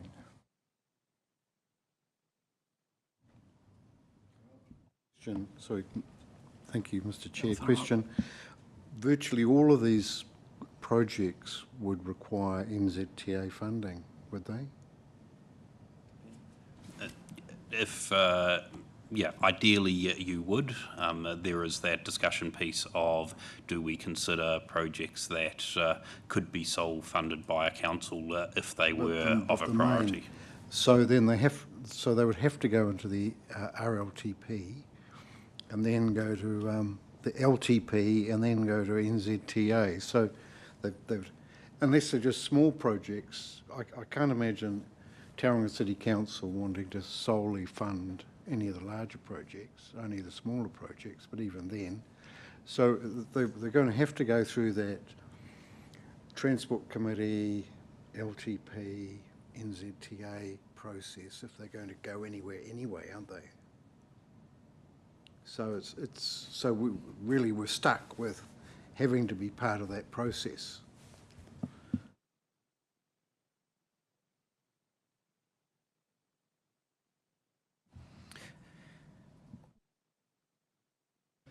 Oliver, would that be correct, Oliver? Yeah, through the chair, you're spot on, Councillor Maltby. If you want to make a bid for co-funding from central government, the RLTP is the avenue to do that. Yeah, in which case the avenue would be through the consultation that the Transport Committee is going to be doing. I would have thought that would be ideal to my mind. Councillor Crowther, can you update your thoughts? Please? Yeah, I just have a different view. I think I've been waiting for 9 years now from when Tauranga City Council has promised our community, in public meetings and elsewhere, that we will undertake comprehensive engagement on a transport plan. It was the Tauranga Transport Program, which had an initial online engagement when you were chair of a committee, Councillor Kurak, back in 2017. And that was like an interim little piece with a nice little animated video to go with it. And since then a lot has changed, but there's been no comprehensive engagement since 2012, having researched it, unless someone can tell me I'm wrong. So nothing on UFTI, nothing on the transport system plan, and nothing on the TSOF priorities, and nothing on the last long-term plan that was of any significance, that was targeting feedback, nothing on the previous long-term plan that was targeting feedback of any significance in terms of prioritisation of transport projects. So we'll just go through the same thing again, and again the community will be left out. And I kind of think we're all here for the community. So some point, someone's got to do something. Somebody does have to do something. Now, just reading the resolution, it's a recommendation. And so each council would then do what it wishes in terms of a response to the recommendation from this committee. And then that would lead into some discussion about how best to approach it. Is that how you see it, Councillor Crowther? A TCC? Yeah, I tried to word it to be as inclusive or exclusive as our partners wish, so that I understand that, for instance, I'll be very explicit, that Western Bay might say, well, we haven't got enough projects to warrant any cost at all on this, and that Bay Plenty Regional Council might say, well, we've got a formal consultation, and from their interests with public transport, they might decide that it's better to go through that. But that would leave us as Tauranga City Council to assess whether we wish to undertake it. But either way, I think it should be the full transport system plan with all the projects shown clearly, and the clear prioritisation like there was in one of the 2 earlier TSP documents, where there was actual prioritisation listed, which clearly showed what our priorities were according to the best evidence that was available, noting Councillor Maltby's well-considered point that matrices have their own bias built in, but that's another matter. Okay, so I maintain my support by being the seconder. Could we just, in terms of the resolution before us, or the recommendation, the amended, the new resolution, can we hear from the other members about, your thoughts on the amendment? Speak to it. It's a new resolution. I've just put down there, it's a new F. Yeah. New F, yep. Who would like to kick off? Because as Councillor Crowther, his view is that it remains flexible in terms of how each council approaches the recommendations. So in principle, do you support engaging with the public who haven't been engaged, as Councillor Crowther has indicated, for quite some time? And you can sort of, consider how your council would, approach the matter. But I don't think there'd be any resistance to actually considering it, given the circumstances. So, Councillor Scrimgeour. Yeah, I think from a regional council point of view, I don't think there's any objection to considering this, and we do, as Ollie's pointed out, we have a process to go through that it could be fitted in with, so that it's not a special issue that has to be taken out to the public. So I think there's a reasonable degree of comfort around that, and so I'm happy to support the recommendation there as it is. Councillor Ray. I actually support this too. I think that asking the people is essential. We do have a low number of projects in there though, but they are of high significance. So I think we just go ahead and recommend as it stands in the new F, and then we see where we get to. And Councillor Mulvey. Yes, I'd support the motion as well, and then it's up to the councils, each individual council, where it goes from there. But I think it's good to raise the issue at the council level, and then we'll see where it goes. Thank you, members. So, given the time, now we need to actually put that motion. All those in favour? Do we have a quorum still? Yeah, we do. There's one of each. There's a quorum. Yep. Yeah. All those in favour? Against? That's carried. Way to go, Councillor Crowther. It's step one. Yeah. And so thank you, members and staff. It's been nice to have a meeting after so long. So we have a closing karakia by Sarah. Thank you. Ka whakairea hia te tapu ki wātea ai te ara ki turu ki whakataha ai kia turu ki whakataha ai haumie huie tai ki e. Thank you, Sarah, and I declare the meeting closed at 4:46.